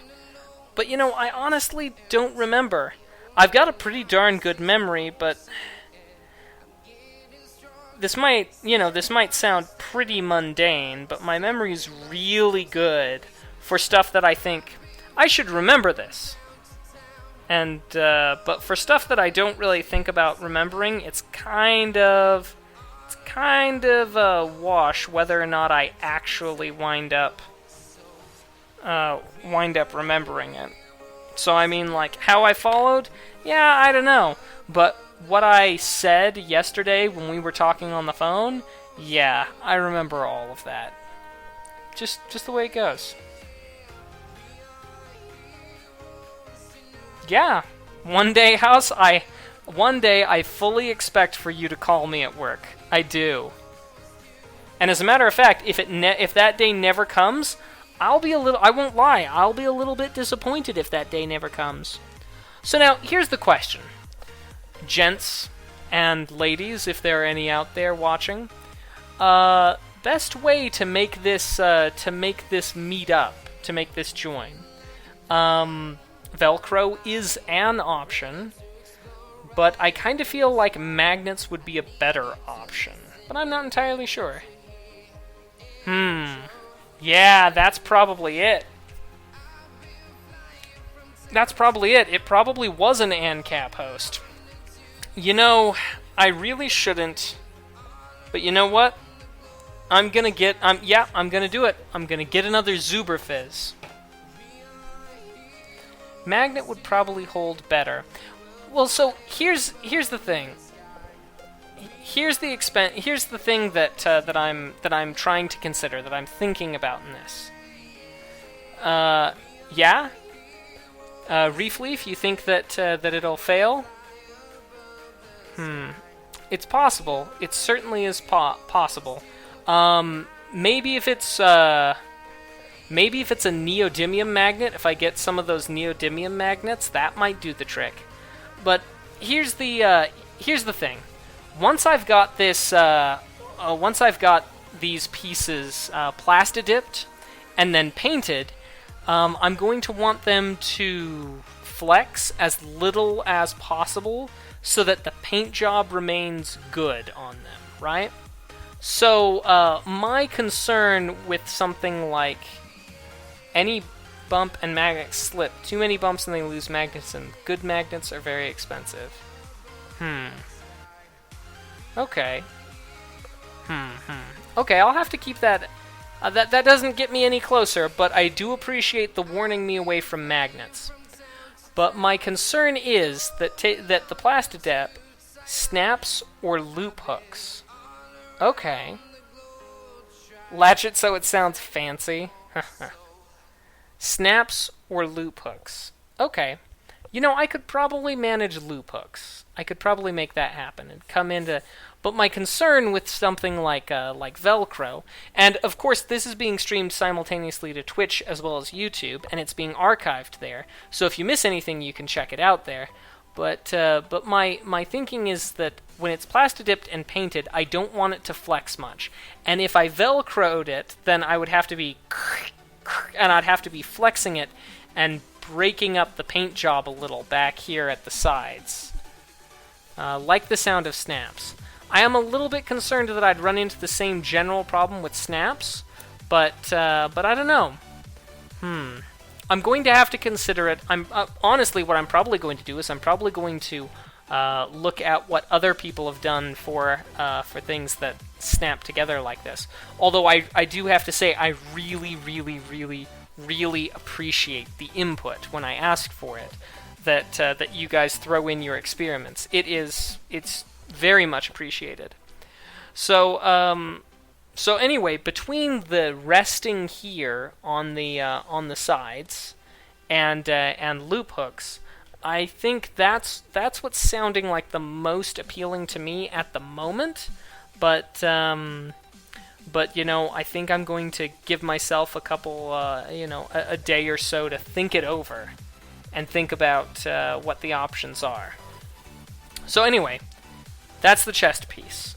Once again, I used these pieces up here, and I'm going to make a little pauldron sort of thing that goes here just up a little bit so that you can't see the opening, so that it's covered, these bits here. But that at the same time, it doesn't get in the way of the movement.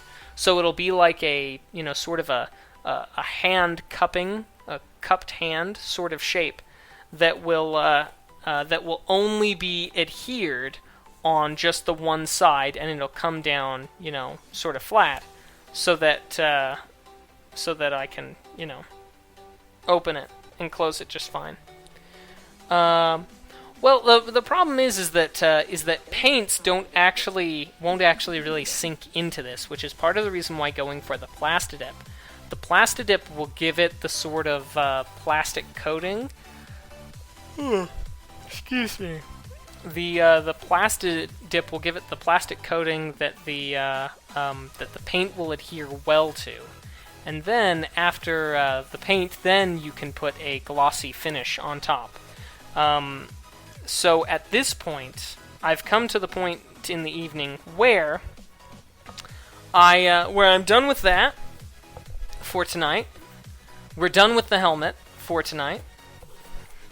And we're going to wait until I have some Velcro to finish off this. To finish off this one. But that leaves us with a question. Hey, cowboys, how's it going? Well, I'm getting closer. I'm getting closer, cowboys. I've got the helmet taken care of. The helmet mostly taken care of. So the question is, what are we gonna do? We don't want to be bored. So I figure what we'll do is we'll actually work on the embellishment pieces for here on the helmet, which means going to get another Zuberfizz. Going to get some more foam, and we're going to keep rocking and rolling.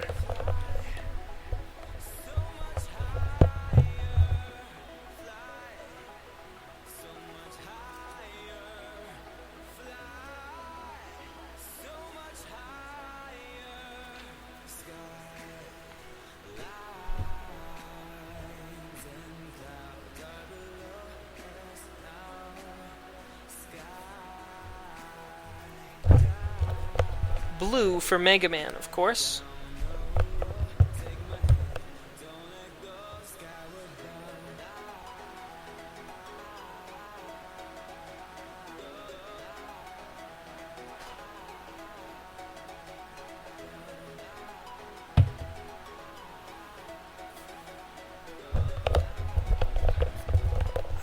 In case I didn't already answer, cowboys, I am doing well. Skyward bound. Okay. Alright. So, as far as the Mega Man helmet goes, there are a couple of key features to it. Number one, there's the sort of the mohawk here, and in our particular representation of the Mega Man helmet, we have a sort of bit that comes around and goes around both sides. So it doesn't quite come to a point. It comes to a sort of triangular piece, and then up and back. So, yeah. When am I going to start the arm cannon? Yes, I know that the arm cannon. I can't blame you for asking. Dindy face. Because the arm cannon is, without question, going to be the most epic day of building. And I don't have a good answer for you, sadly. The arm cannon, Honestly, I think the arm cannon is going to be the last piece that I make, because the arm cannon is going to be the most difficult. For those of you who aren't already aware of how the arm cannon's going to be, let me give you a brief little sketch idea, because I spent a lot of time coming up with how the arm cannon would work. So here's how it goes. This isn't going to be nearly big. Cheers, Ridley. So, well, I hope this is big enough. So basically, yeah, we're going to use the pen here. So basically, there are two different depictions, or different points in time for X. X has this sort of blaster, right? And his arm comes out the back of it. Yeah, sorry about that. There are other times, and his arm comes out the back, there's his elbow and up. And then other times, his hand comes out of the top.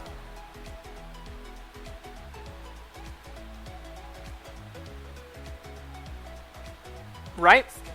And so he's got his hand out of the top.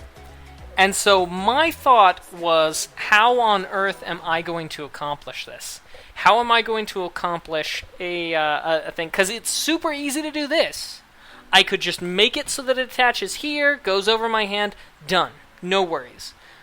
But that's not how it works. He's got to have it both ways. And then I thought, well, that is nice, because I want to be able to use my hand. Sliding pieces. Now that is a thought. That is a thought. But it is actually something that I rejected. I thought originally, why don't we have it sort of come up just like this pen? You know how we've got the sort of spring loaded, it's out, and then we push it and it clicks back. This sort of clicking mechanism, and it would be easy enough to make a sort of, oh gosh, you're not going to be able to see this. Let me do it on a piece of green, nice and big. My first thought was that we'd do it like so. We'd make the cylinder, right? The cylindrical arm, and this isn't going to be exactly to scale or anything. And we would have a groove along the inside that went a little bit like this.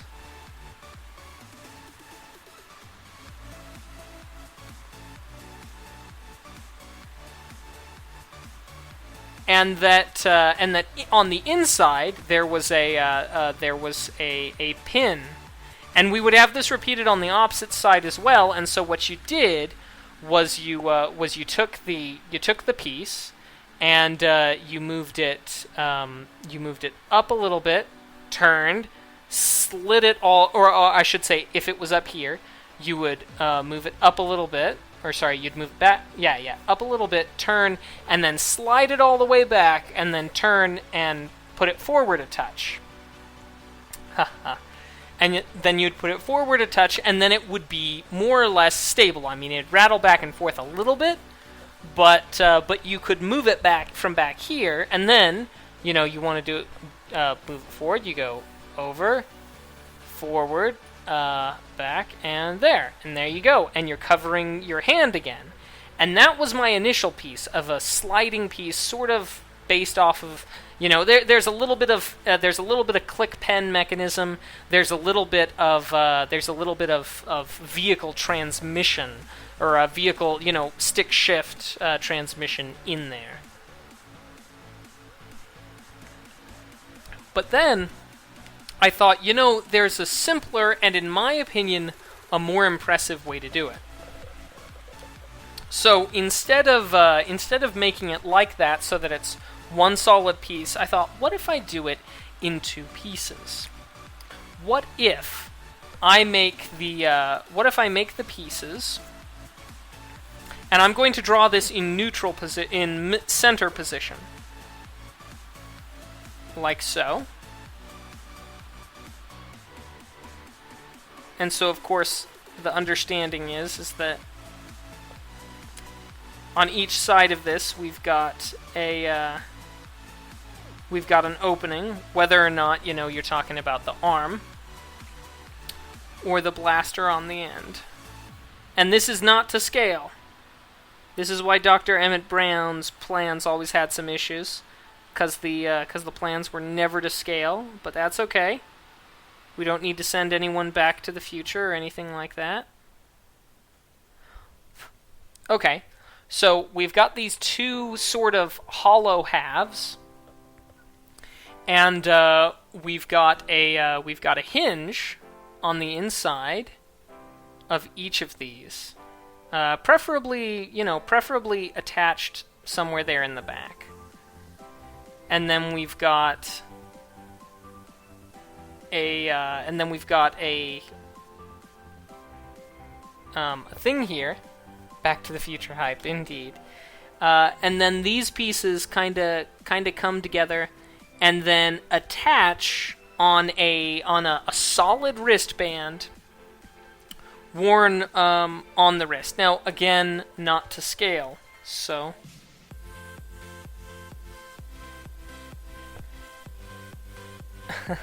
Where we're going, we don't need roads. And so, and here we go. Thumb.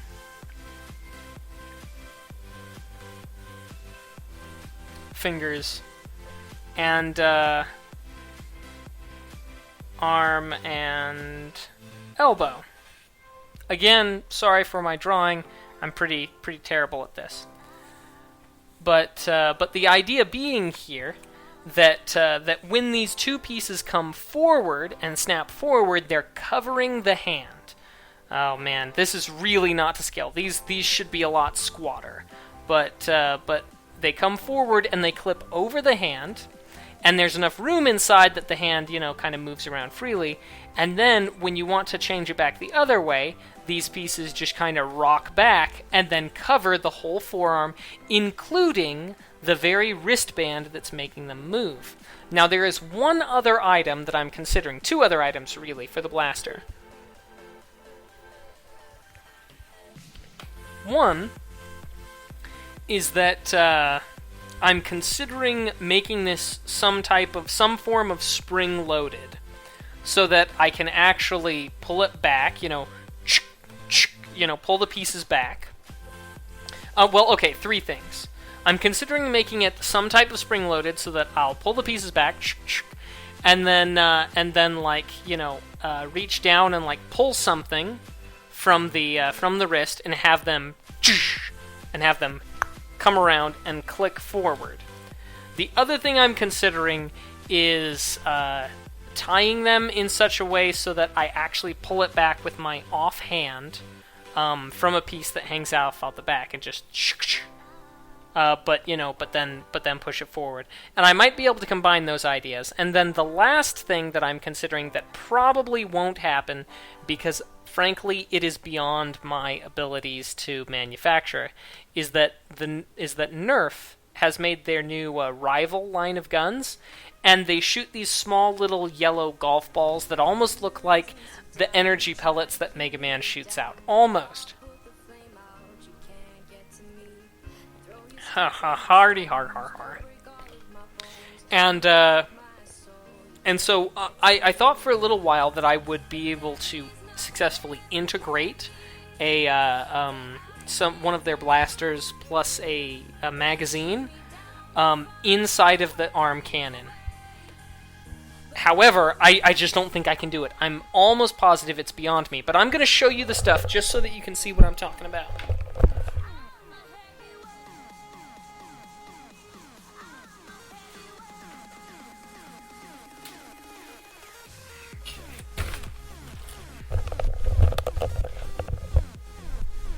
I know.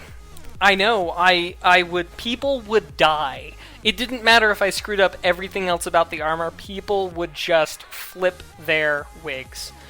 So here's the Zeus, the Nerf rival Zeus, and the Zeus here, it fires these little these little foam, foam balls. They're about, yay big.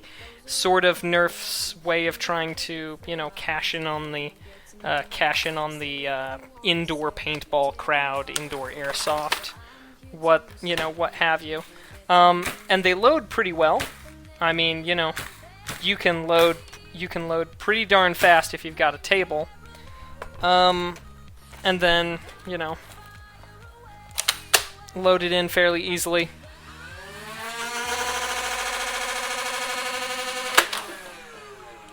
And it shoots pretty darn far. But, anyway, and travels back to the future, and it's 88 miles per hour. Is what it is, House. 88 miles per hour. So, that is the thing. If I were good, if I were really good, I would be able to integrate this. And this isn't the only version of the gun they have. They have a one that's a sort of a pump action, but I've looked at the internals here, and there's not all that much to it. I might be able to make it happen, but frankly, I'm just too much in doubt of my own. I'm just in too much doubt of my own abilities to get it done and to make it work, to actually press forward with that. You know what I mean? And so, you can imagine, though, this is kind of fun. Even though it's only 12-round magazines, these things load in pretty fast and load up. So it's actually a pretty cool Nerf gun, frankly. The Rivals, I know that not everybody likes them, but I think that they're pretty dang awesome. So, anyway, long story short, too late. I would love to make it a shoddy, but I just don't think I can make it happen.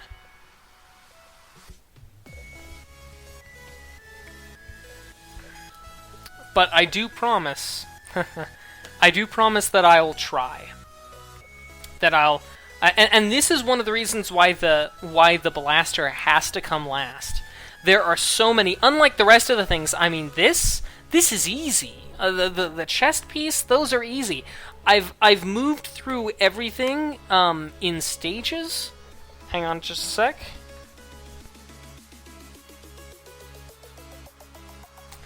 I've moved through every piece in stages so that I could get these details worked out beforehand.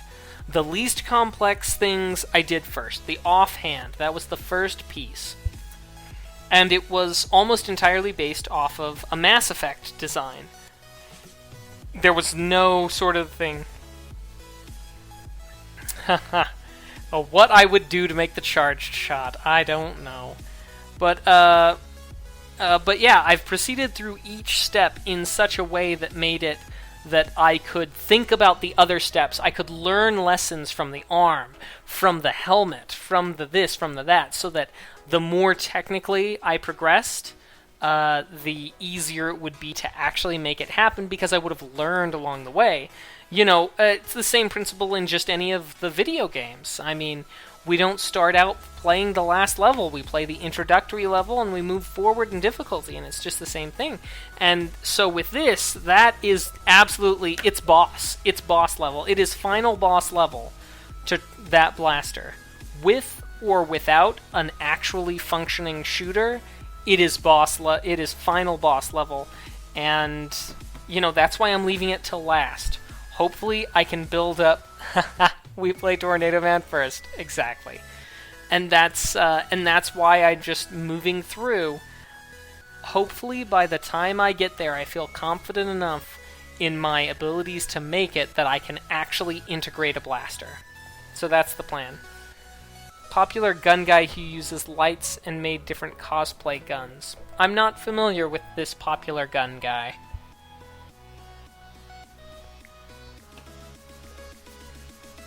But either way, we've dilly-dallied enough. It is time for us to get to work on this helmet. So just taking a general look at it, we can use a piece from each of these to get halfway. We only need You know, we only need a couple of inches off of that, angled up, bam, bam, and then of course about one piece. So frankly, I think I could do this if I cut this thing into thirds, which is what I'm going to do. Okay, yeah, give me a link, tweet it at me, put it on here, either way works fine by me. So let me grab my ruler.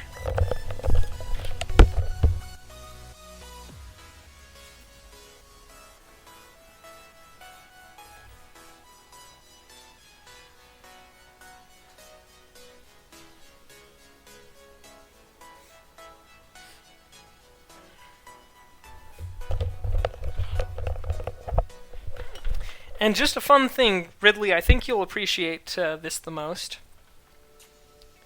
We have Airman, Crashman,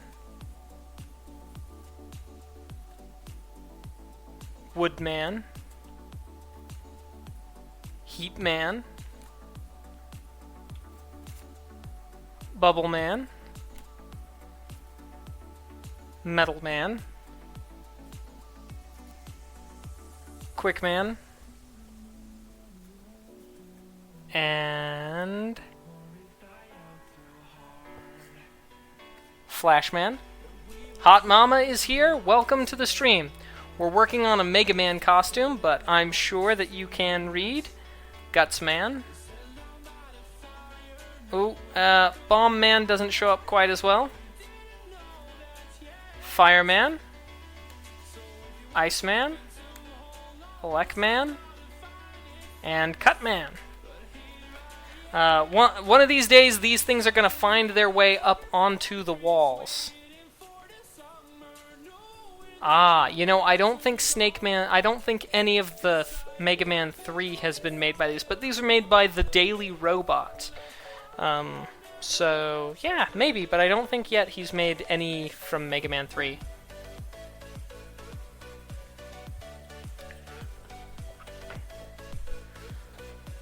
And you're a Mega Man fan as well? Well, that's fantastic. Whatever you guys do, do not tell Hot Mama about what I was saying earlier about the blaster. Because, let's just face it, I don't want people to hear too much about the future plans just in case they don't come true. Okay.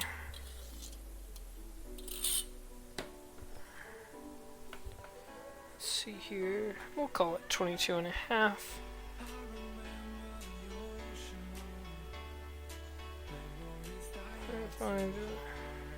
Okay, 7.5 each. See, I'm not good at arithmetic.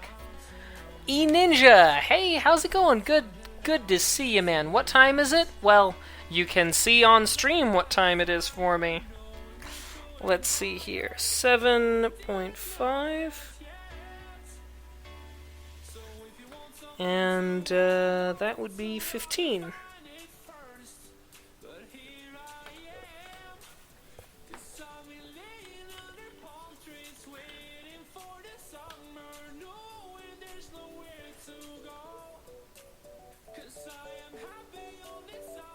Seven and a half. 15. So, I am being somewhat facetious. Trying to turn your friend onto Mega Man. Cool. Cool. So, what I was talking about earlier, and I was being slightly facetious, I'm still working on the blaster design, but but as long as I feel like I can pull it off, I'll be trying to make the blaster shoot these foam Nerf rival pellets. So, with any luck, we'll have a Mega Man arm cannon that actually shoots. So yeah, that's the hope. That's the very, very ambitious hope. But that means that the blaster is being made absolute dead last, so that I can get my skills to the point where it might work.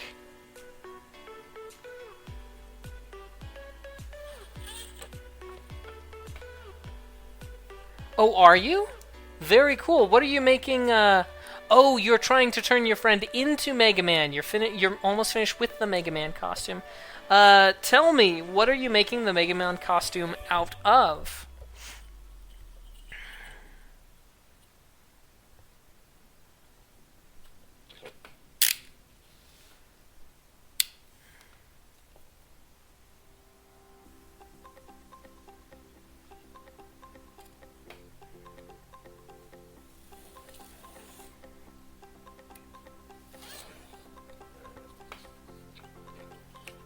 Good cut.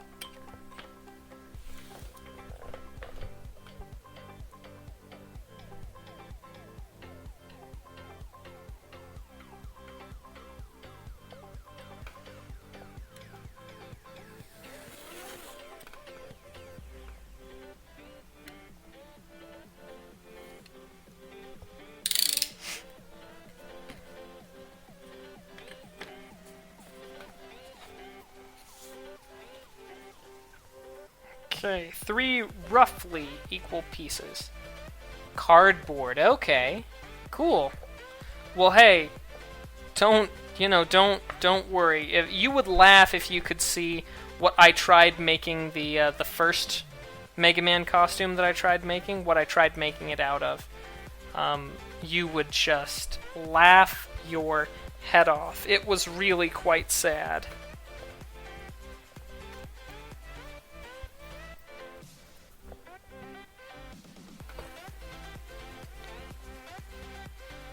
Oh yeah, I don't want to use that on the side. Or do I? Hang on.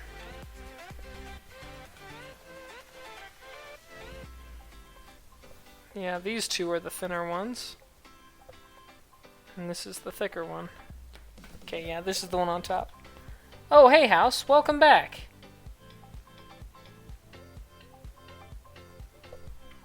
Nope, as far as I can tell, we're still going strong. It looks like it did.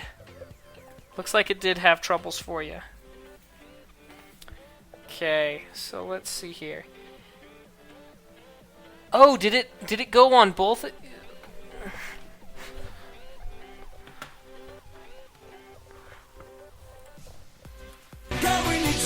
need some action.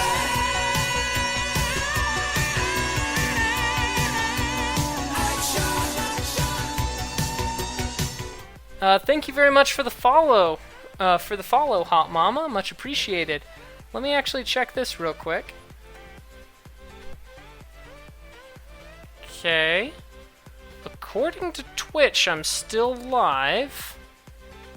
Yep, online on both Twitch and YouTube. Okay, so near as I can tell, we're still good on those fronts. Okay, good. You guys are back. Yeah. True Survivor. It is a fantastic one indeed.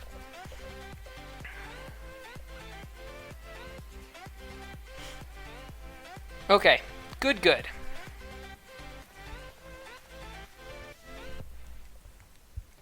But yeah, thanks for the follow, Hot Mama. Now of course I expect for you to have already done your due diligence and checked and checked that that what I do here on Twitch is not outside of what you like to see. For example, I trust that you've seen that I don't always costume. I sometimes play video games. And that being the case, that's something you're going to... Oh, hang on a second. Mouse percent.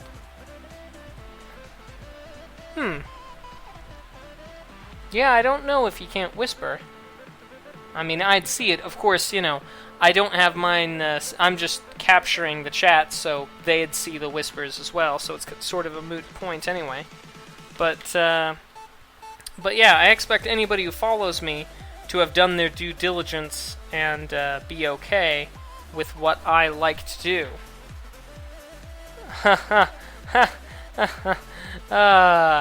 Yeah, that's... You've got me pegged. So now, I'm thinking about how large to make the red piece up at the top, and I am thinking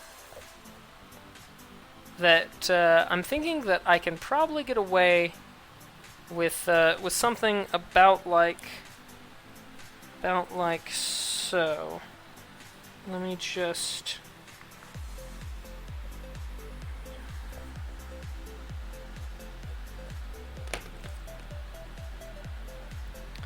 Let me just here.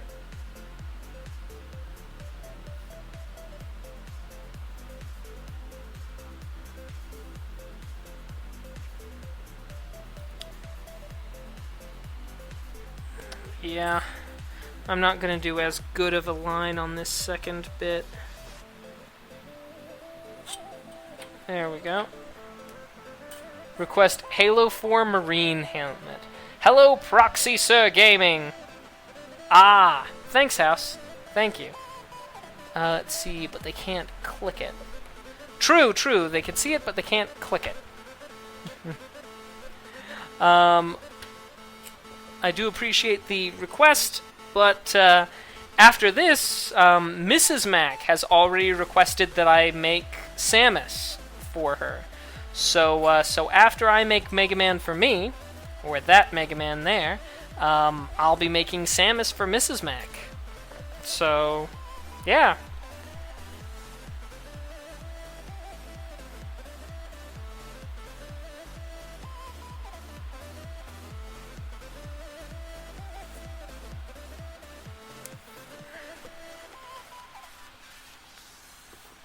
Let's see here. Let's just kind of put that there-ish so people can kind of see it. Ugh. Why? Why must you be so round and moving? Come on. There we go.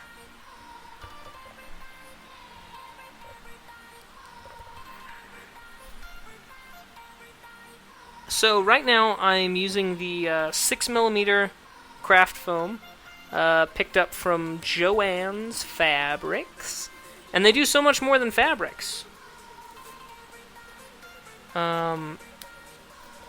Case in point, craft foam.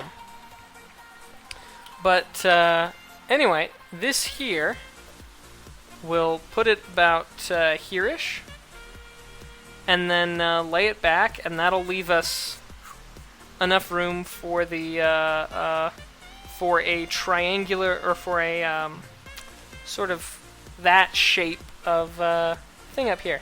I picked the cooler gun. He actually pops balloons with a light. So oh, you're talking about the guy who makes guns with lasers. Oh, right. Yeah, because he's not doing that with Lighthouse. He's doing that with lasers. But yeah, so that should leave space here for that red gem. I might just wind up getting some really big costume jewelry and putting it there. His building might help you make the arm cannon.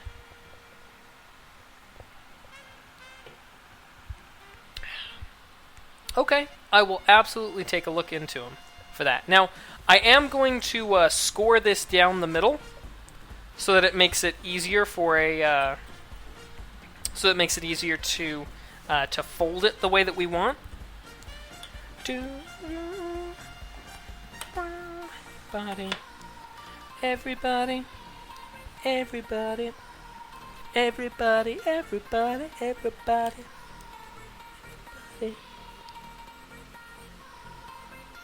Okay, now we only really need to go just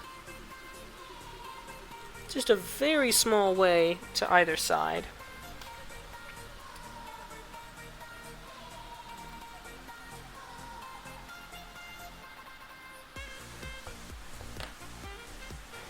Laser gun guy.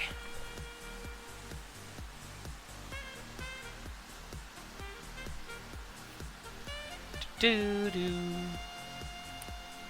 Okay, so we'll take the X-Acto knife, the X-Acto Kniffy, the blade of Exact Zero, and we'll put it here, and we'll put the ruler down here, And then we'll just make a nice shallow cut from this point in toward the center. I'm thinking somewhere around the neighborhood of, what's that? That's probably 20, 30 degrees? Probably more like 30 degrees. 30 degrees in. And we'll use the ruler to guide us. And you know what? I'm actually going to flip the ruler over. We're doing a small enough cut that I can hold it steady with my hand. It's just going to be a question of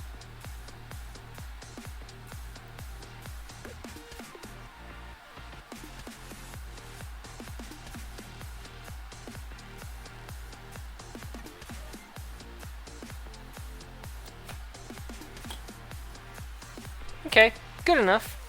Where's waifu? Well, I think she's upstairs working on some other projects. Where's Tammy?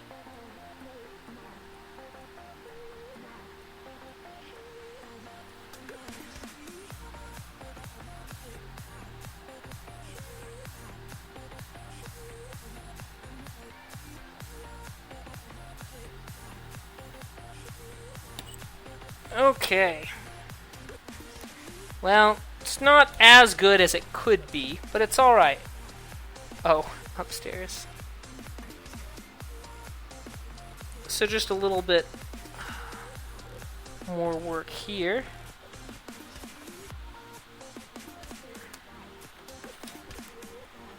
Ah!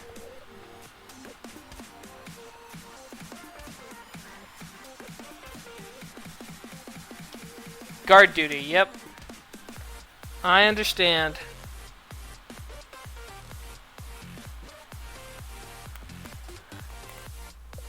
So yeah, like I said, I'm not the best at this. But, you know, I'm learning. Still tired. Well, I'll try to be a little bit more entertaining, a little bit more exciting, a little bit more upbeat, a little less conversation, a little more action. Or perhaps a little less conversation, a little more maction. There we go.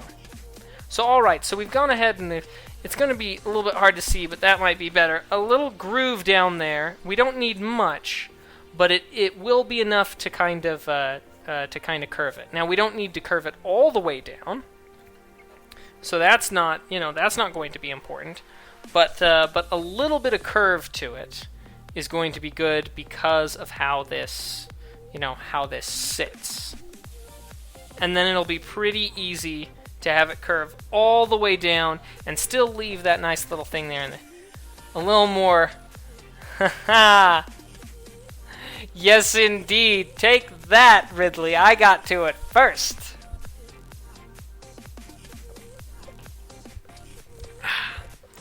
So anyway, we're pretty much done with this except for gluing it on, which I want to wait until we've got the other pieces sort of trimmed appropriately.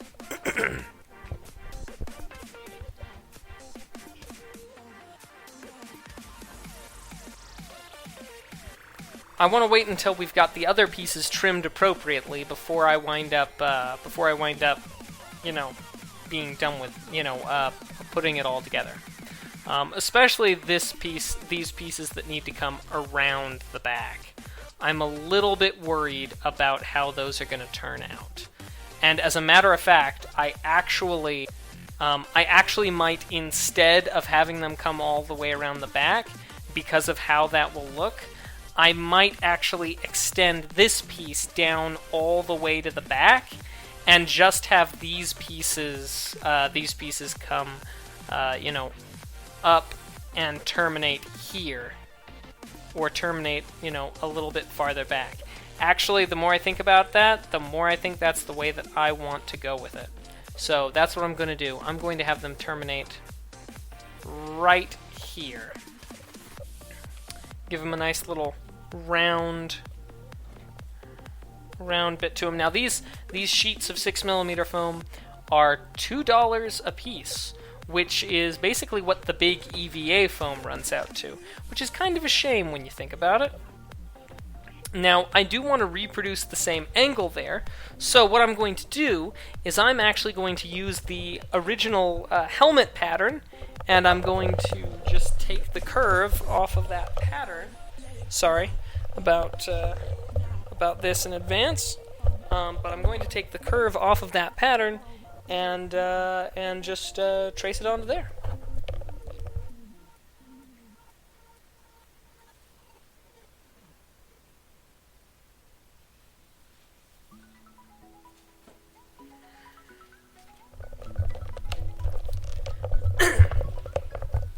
All right. So now this is the pattern. It's actually from care of Evil Ted, from Evil Ted Smith of the Evil Ted channel on YouTube.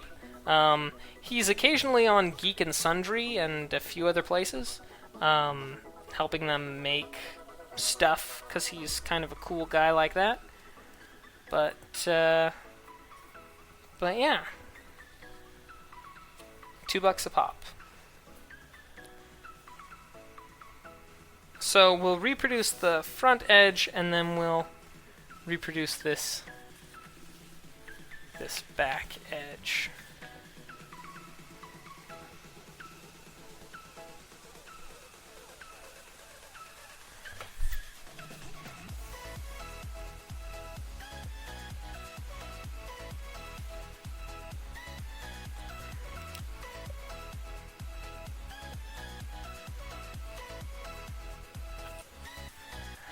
Good. That's exactly what I want. I only know of the show because Day 9, but I don't like it. Yeah, I don't watch Geek and Sundry, actually.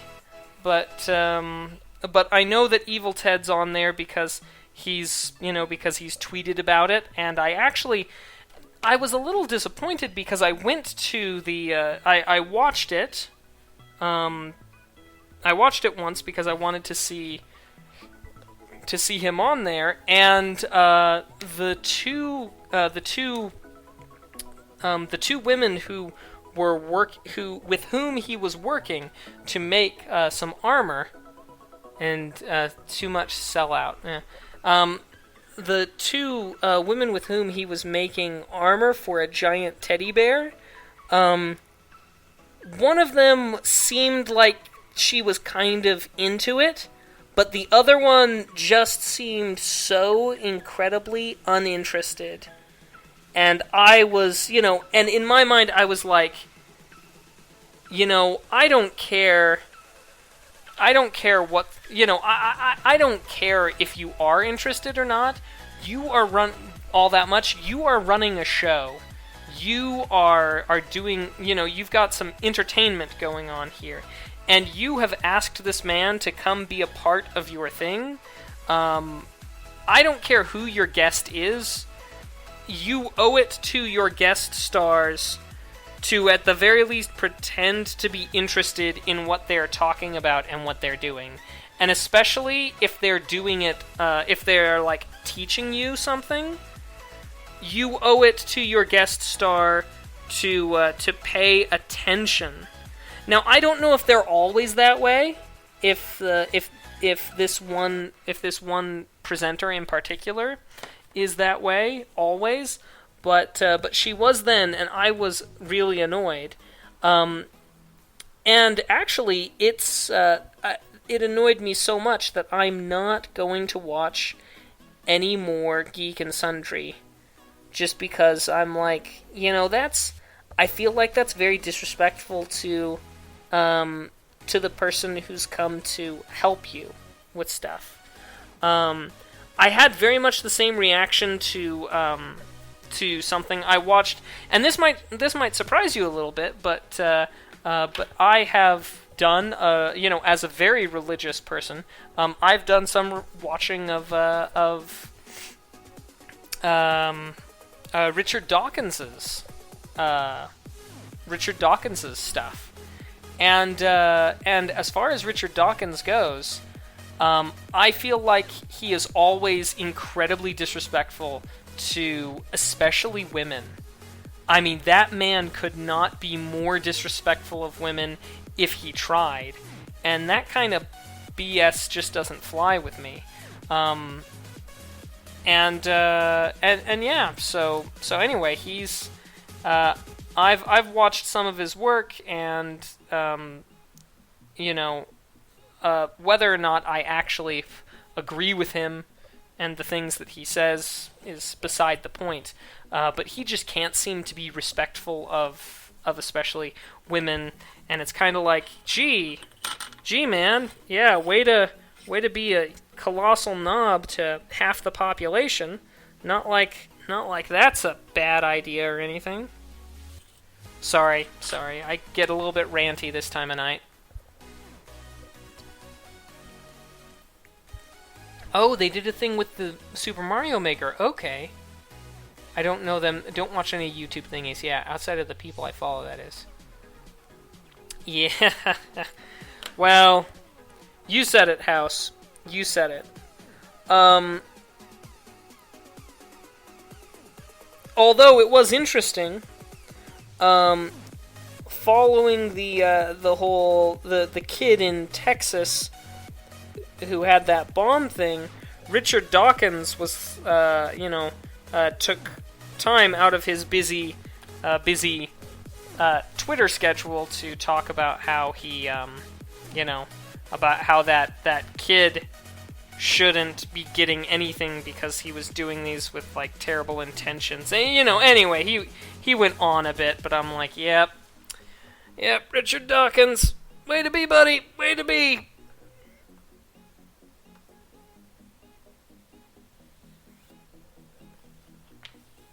Way to be, man. Way to be. More than half. Oh, right. More than half of the population. Way to keep me honest there, guys. Well, part of it is because, and this is real talk time here. Part of it is because I am married to an amazing woman, somebody who is really, it is truly like playing co-op through life. I mean, she compliments me in amazing ways, and I like to think that on occasion I can compliment her as well. But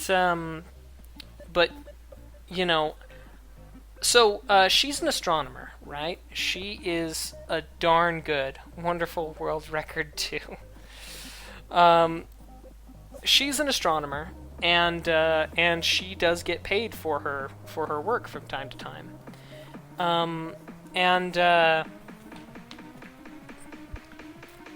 And there was this time that I helped her by going to an event and helping her haul one of the large telescopes, one of the large portable telescopes.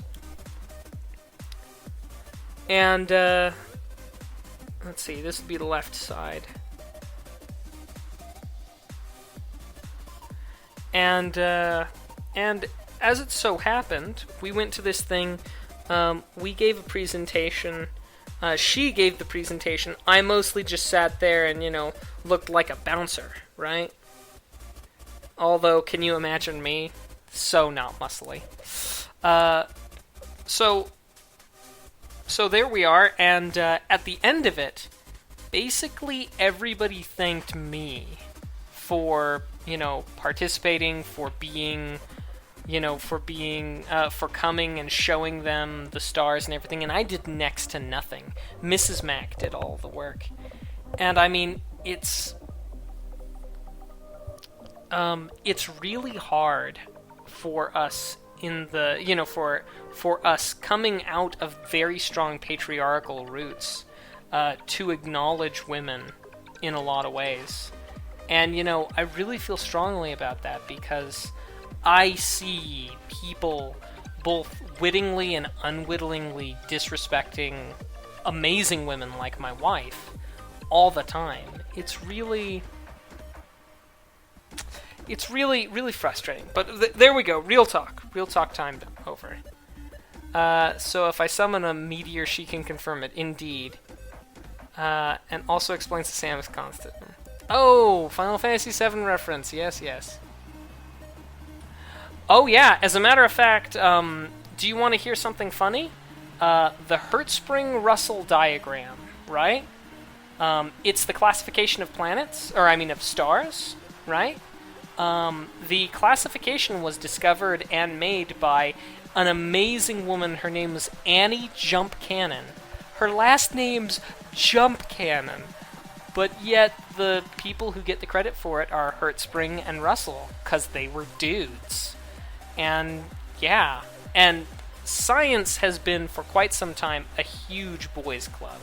I mean, like, you know, we're talking more so than politics, primarily because there's been no public incentive for scientists to, you know, not be giant knobs.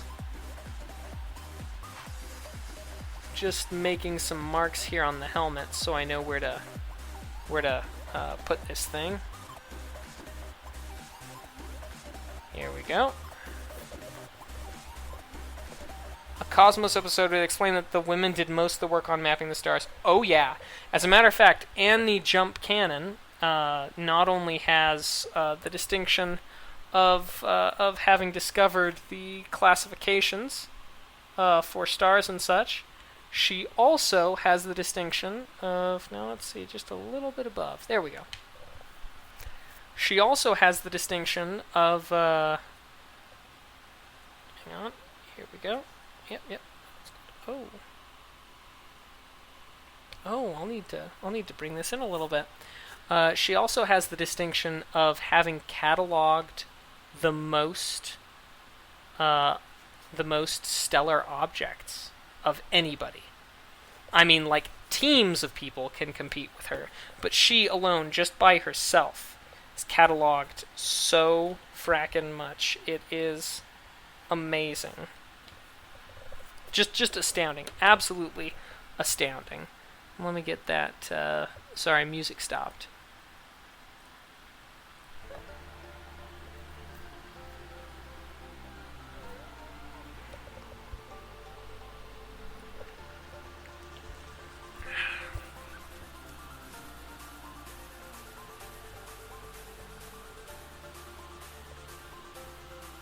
Okay, I'll need to bring this opposite side in a little bit more.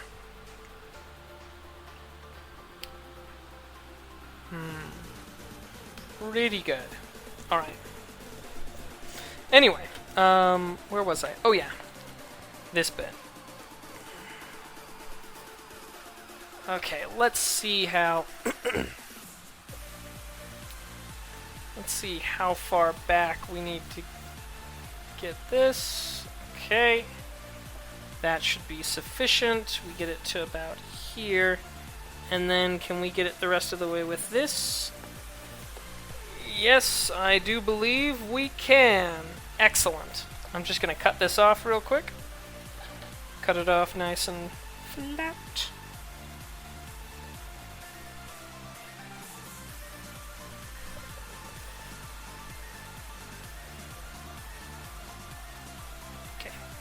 Good.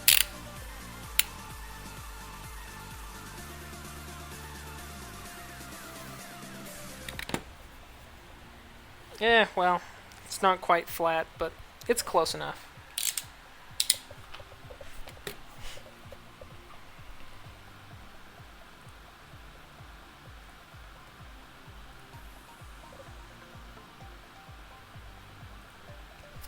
So to anybody who's watching on YouTube, welcome. Everybody who's watching on Twitch, welcome as well. I am simultaneously streaming to both Twitch as well as YouTube. YouTube for its superior archival quality, and Twitch because I have more people who like to watch me live on Twitch than on YouTube. But we're working on, of course, as you can see, bringing Mega Man to life, as it were. And yeah, so we've made some good progress so far. Oh, thanks. Let's see, This is gonna be tough. Tan Mia. I'm glad that you are enjoying it. You haven't even seen the half of it. You haven't even seen the half of it. This is just the hat. But, well, I'll show you the chest piece. The chest plate. The chest plate looks like a lot more, and it is a lot. But yeah, we're just going along, making it work, getting it together, and hopefully we'll be done by Halloween. Oh, where was it? Let's see. Well, for stars, Cosmos from Xenosaga would be a good cosplay. Reminds me I have to play the Xenosaga trilogy, though. There are a lot of games I have not played, frankly, and a lot of games that I should get onto.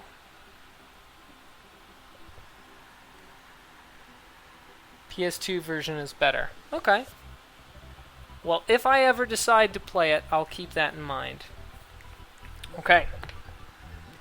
So now, this is basically what it's going to look like. We will have this piece along the top, you know, of course, sort of angled like so and such. And then on each of the sides, we'll have one of these. This will give it just a little bit of character, and then there's additional details on the helmet. These sort of little bas relief details, and we'll actually wind up putting, you know, little holes in the craft foam and moving it around, you know, different places, like little hole here, some lines here, some character lines, and so on. And we'll do all that before we put it together. What games are you playing recently, Mac? Okay. With the new rig is done, you'll stream Xenosaga for me. Cool. So, what games lately? There's one game that's actually an Android game called Into the Void. I did a review on it. Well, I should say, I completed the review for it, but that review's going up on YouTube tomorrow, going live tomorrow. And I actually really liked it. I've been playing that lately. There's another Android game. It's an Android version of a what's it called? It's of a board game called Pandemic that I played a little bit of, and that was also a lot of fun. Well, actually, it's not. I don't believe it is a remake of the game that you're thinking, House, of Into the Void. I don't believe so, but I could be wrong. It could be a remake, but all I know is that it's pretty dang good. It's not quite a 4X game, but it's kind of like a 3X maybe, but still pretty good. And 4X, for those of you who don't know, is a classification of sort of space survival game, as it were.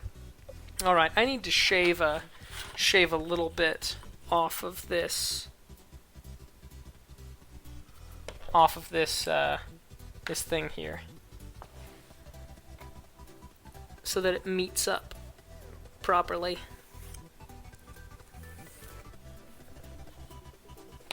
There we go. Bam. Excellent. That's exactly what we needed. You gave me just what I needed. So,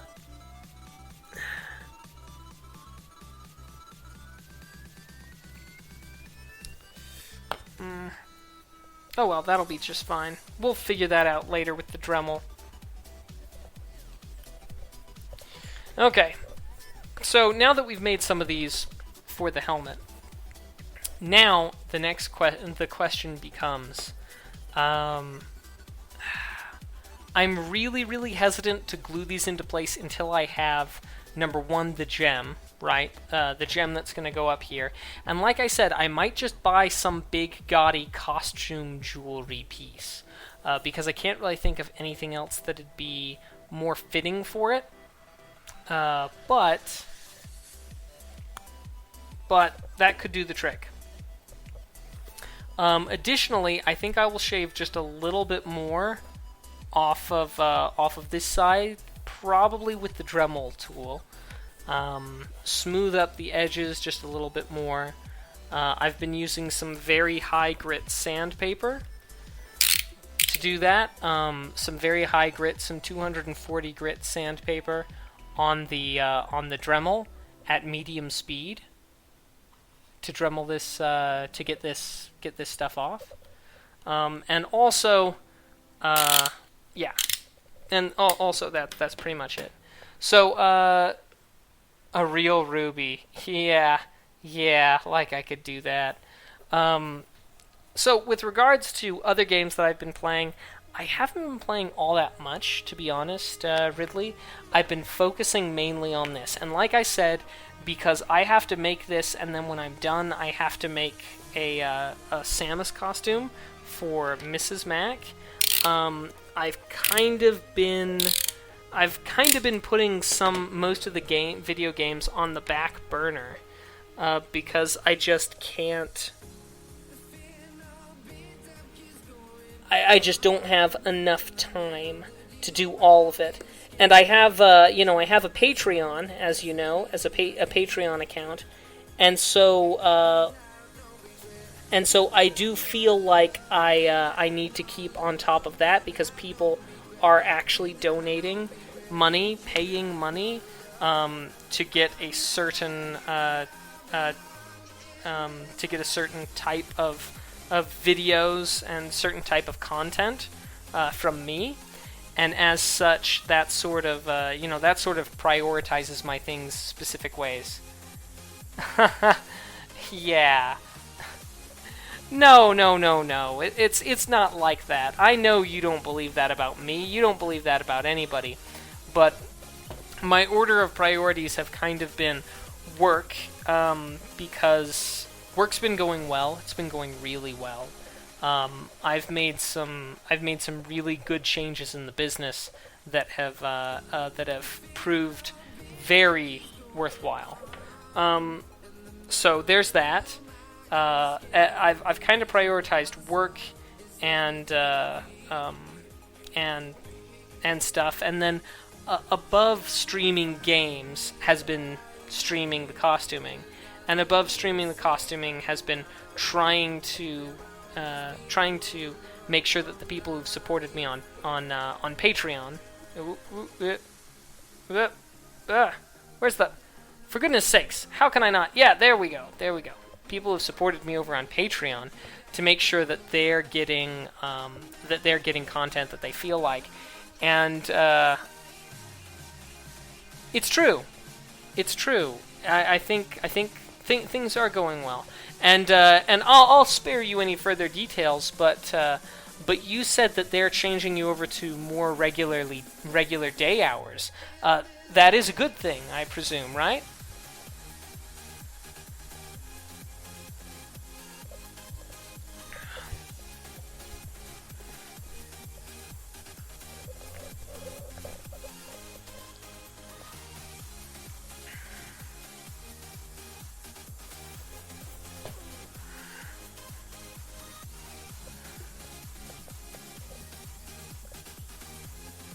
Because I know a while back, afford to have a life, because I know that a while back there was that, so Kale, how is it going? I know you haven't been here in a few minutes, so I'll just give you a quick demo. The chest piece, it comes together just like that, fits together around the back. Need to work on the embellishment pieces for the back. The helmet, we took it from Magneto to Mega Man to X, and and we talked a little bit about the blaster, and I've been working on adding the embellished pieces to the helmet, which of course the color on this is a moot point. It's going to be the proper colors later. Thanks, I'm glad that you like it. And one of these days, I actually met the community manager for H1Z1 at GameStop Expo. Good guy, nice guy. Spent some quality time talking to me and Mr. Nice Guy, even though the man was dead tired. And that made me decide that I had to buy H1Z1, if for no other reason than to support that guy, because he was just such a nice person. And I feel like nice people deserve all the things. And so anyway, but now that I've got it, I need to I need to learn how to play it. So yeah, that's a thing. So I'll be leaning on your H1Z1 experience in the near future, SoCal. In the near future. Model it all off? At the end of the stream, well, that was actually completely unintentional. I was clever without trying to be. But he was actually just coming back from PAX when he got to the GameStop Expo. So the poor guy really was very, very tired.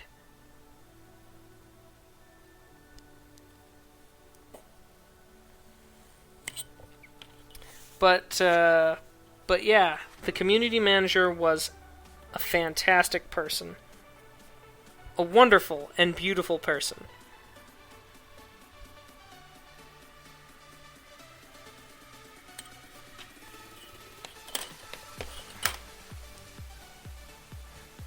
Best kind of clever is the unwittingly clever. Reminds me a lot of the man who knew too little. I remind myself of the man who knew too little sometimes. Is that a bad thing? Should I be concerned about that? Because I feel like I should be.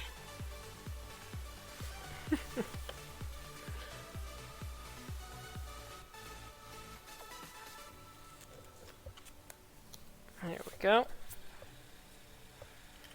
Okay, and so this piece, of course, will go here to match with this piece.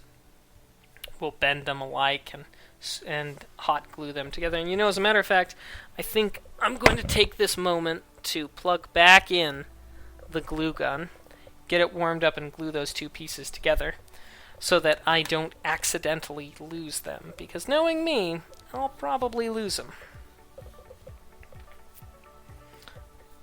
All right, and these pieces on the left and right sides are more or less identical in shape, right? The downside, though, is that when I put one on here, when I put one in the appropriate place here, and put it on, and then I put one on the opposite side, it's very obviously, the angles are very obviously off. So, well, maybe not quite so much. Yeah, no, that's salvageable. Yeah, that's salvageable. Yeah, that'll be fine. It's a little off, but not too wildly off. I'll just rotate it up a little higher.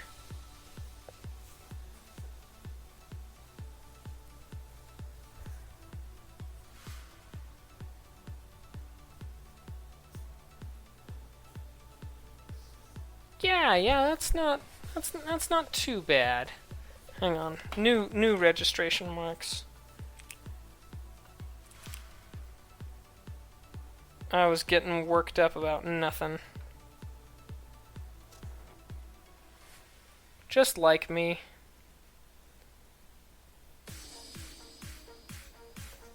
Yeah, that's the ticket. Sorry, just one of these tricks of the light, you know what I mean? Okay, I will put it all. I will put it all on Tanmei.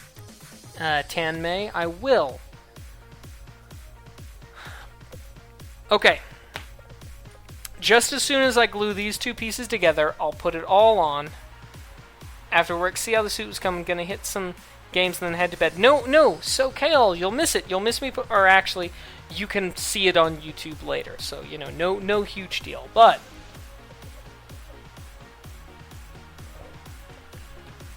once this gets warm enough, which it looks like it's just about, I'm going to glue these pieces together, and then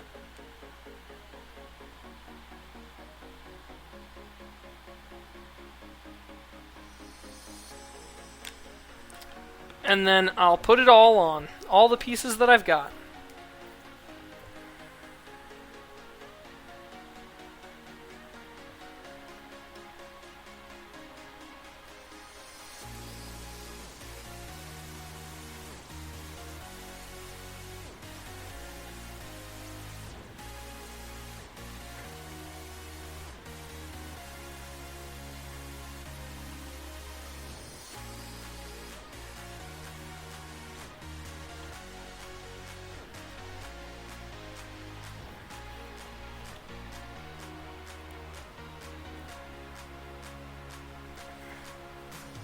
At first I was but a learner, now I am the master.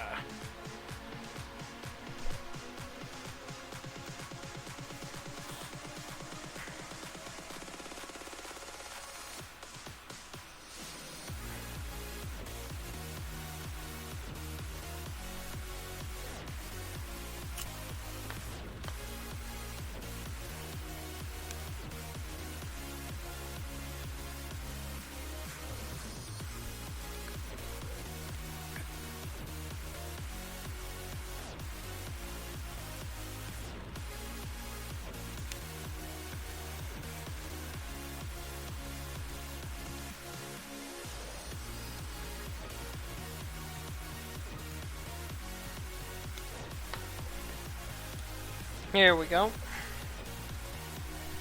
Well, it looks like SoCale is gone. That is a shame, because he will miss out. Alright, so give me just a second. I'm going to put the microphone down, and I'm going to adjust the camera so that you can actually kind of see what's going on.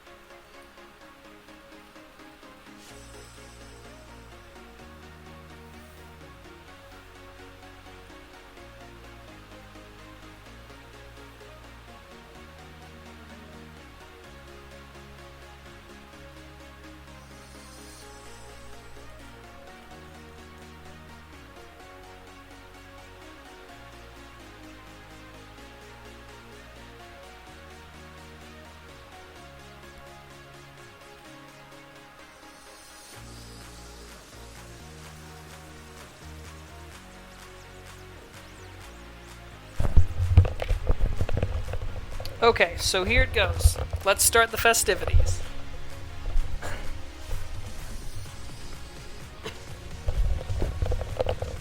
Alright, I'll go ahead and I'll put these on in order of general completion. Alright? First thing that I did and made was this. The offhand. It's a modification of a design for Mass Effect armor. And so, whereas that one had like this big, you can actually see the marks here. It cut in like this and reattached up here. Terrible. Instead, I've made it this,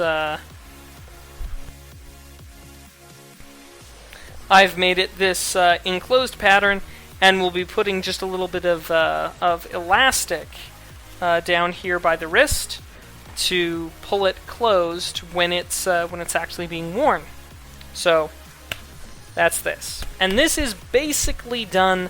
I'm debating about adding some LEDs in here so that I can have a little, lighting pattern in there. But it's still something to consider.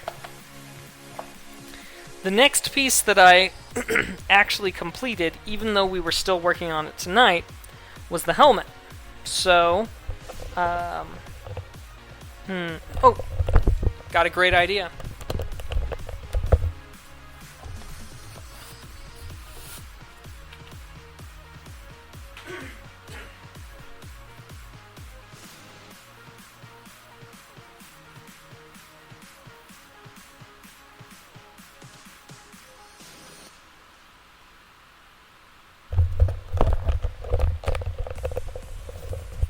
So naturally, the new stuff isn't on here, and that'll just have to be for now. But the new stuff isn't on here. The stuff that we were cutting out today isn't on here. This arm not finished yet. Now next happens to be the shins. Now I'll go ahead and I'll just sort of put it on up here. It comes around like so, and of course has this little bit that comes up and protects the patella just a touch, but not too much. And so now, here's this. And now I'm going to have to take the stuff and the helmet off as well.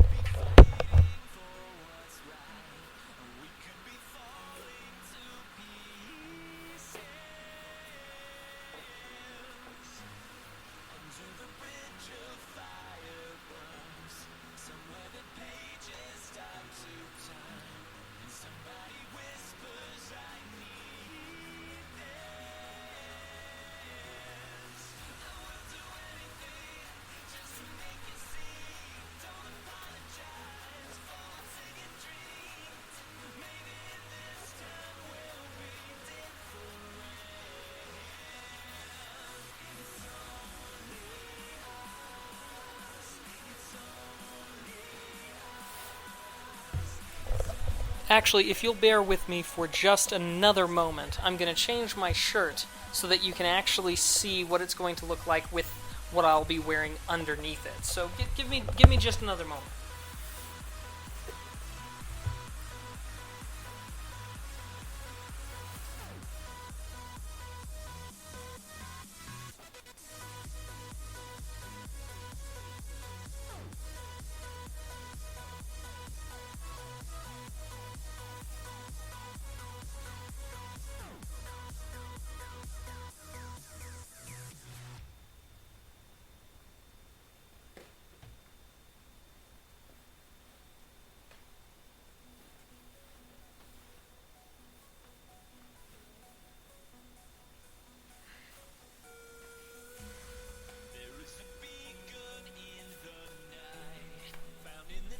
I do want you guys to get the full effect.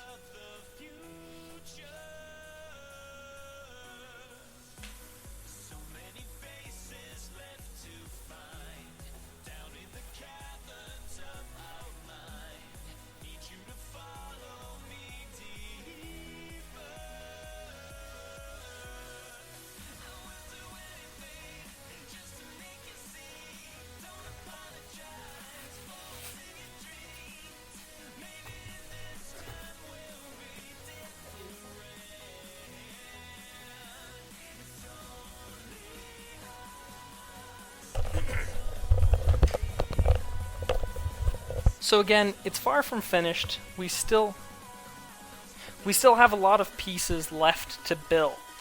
But this particular shirt, I'll be actually adding various contour lines to make it look a little bit different. And when it's all done, it'll be painted in the various things. But this is how it'll be. And then that blaster. And of course, the addition of pieces like this and the gem will help really make this thing pop. But yeah, so that's the costume so far. That's the suit, and I'm really proud. I'm really proud of the work so far. I mean, naturally, until we actually have it clasping there, it won't look quite as good, but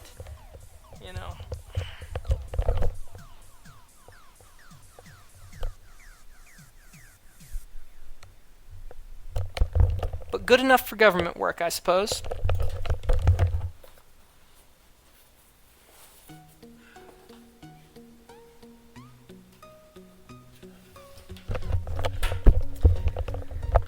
And we've got till Halloween to polish it off. So pretty much, if anybody who's watching this, whether as a VOD on Twitch, or you're watching this later, the archived footage on YouTube, please, I more than encourage you to come around, while I'm working on it and offer any tips. I mean, Tanmei, I like... Yeah, Tanmei, that's probably how it's supposed to be said. Tanmei over on YouTube said, line work is flawless on those arm pieces, love the precision, and I appreciate that. I feel like I did a good job on this, on these pieces, and they turned out well. Additionally, on the rest of it, I do feel proud of my work. I feel like if I redid any individual piece, it would turn out better, because I've been learning so much about the process as I go along. But when it comes right down to it, I'm just pleased as punch. And I think by the time the time rolls around to actually wind up, putting the finishing touches, I think I'm just going to be very, very, very, very happy. So yeah. Anyway, but if anybody ever has any sort of advice, or if anybody, winds up having ideas on how to make the things better, please don't hesitate to let me know. And yeah. So anyway, that's all that I've got. Sort of the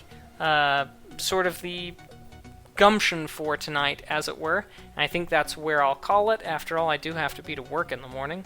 I mean, the commute's killer. House knows what I'm talking about. But nonetheless, I appreciate all of you for taking time out of your evening and coming to watch, coming to hang out.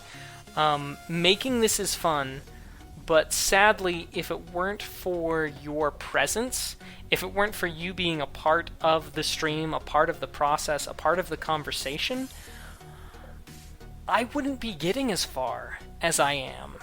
Being able to talk, to interact with you, to bounce ideas off of you, to tell you some stories, and to hear your stories in return, is what makes this so much fun. I think that's one of the things that people don't get yet about streaming. This is why we stream. We want to talk to people. We want to enjoy each other's company. And I really enjoy yours. So, thanks. I really appreciate you coming around. And, yeah, next time, I hope to see you again. But in case I don't, I'm glad you did too, Ridley, and House, and Tanmei, and anybody else who's lurking and sitting and, hanging around, thanks. So, while you go about the rest of your evening, let's just shut that off. While you go about the rest of the evening, I hope that you'll know that my sincerest thanks goes with you. So, cheers, and take it easy.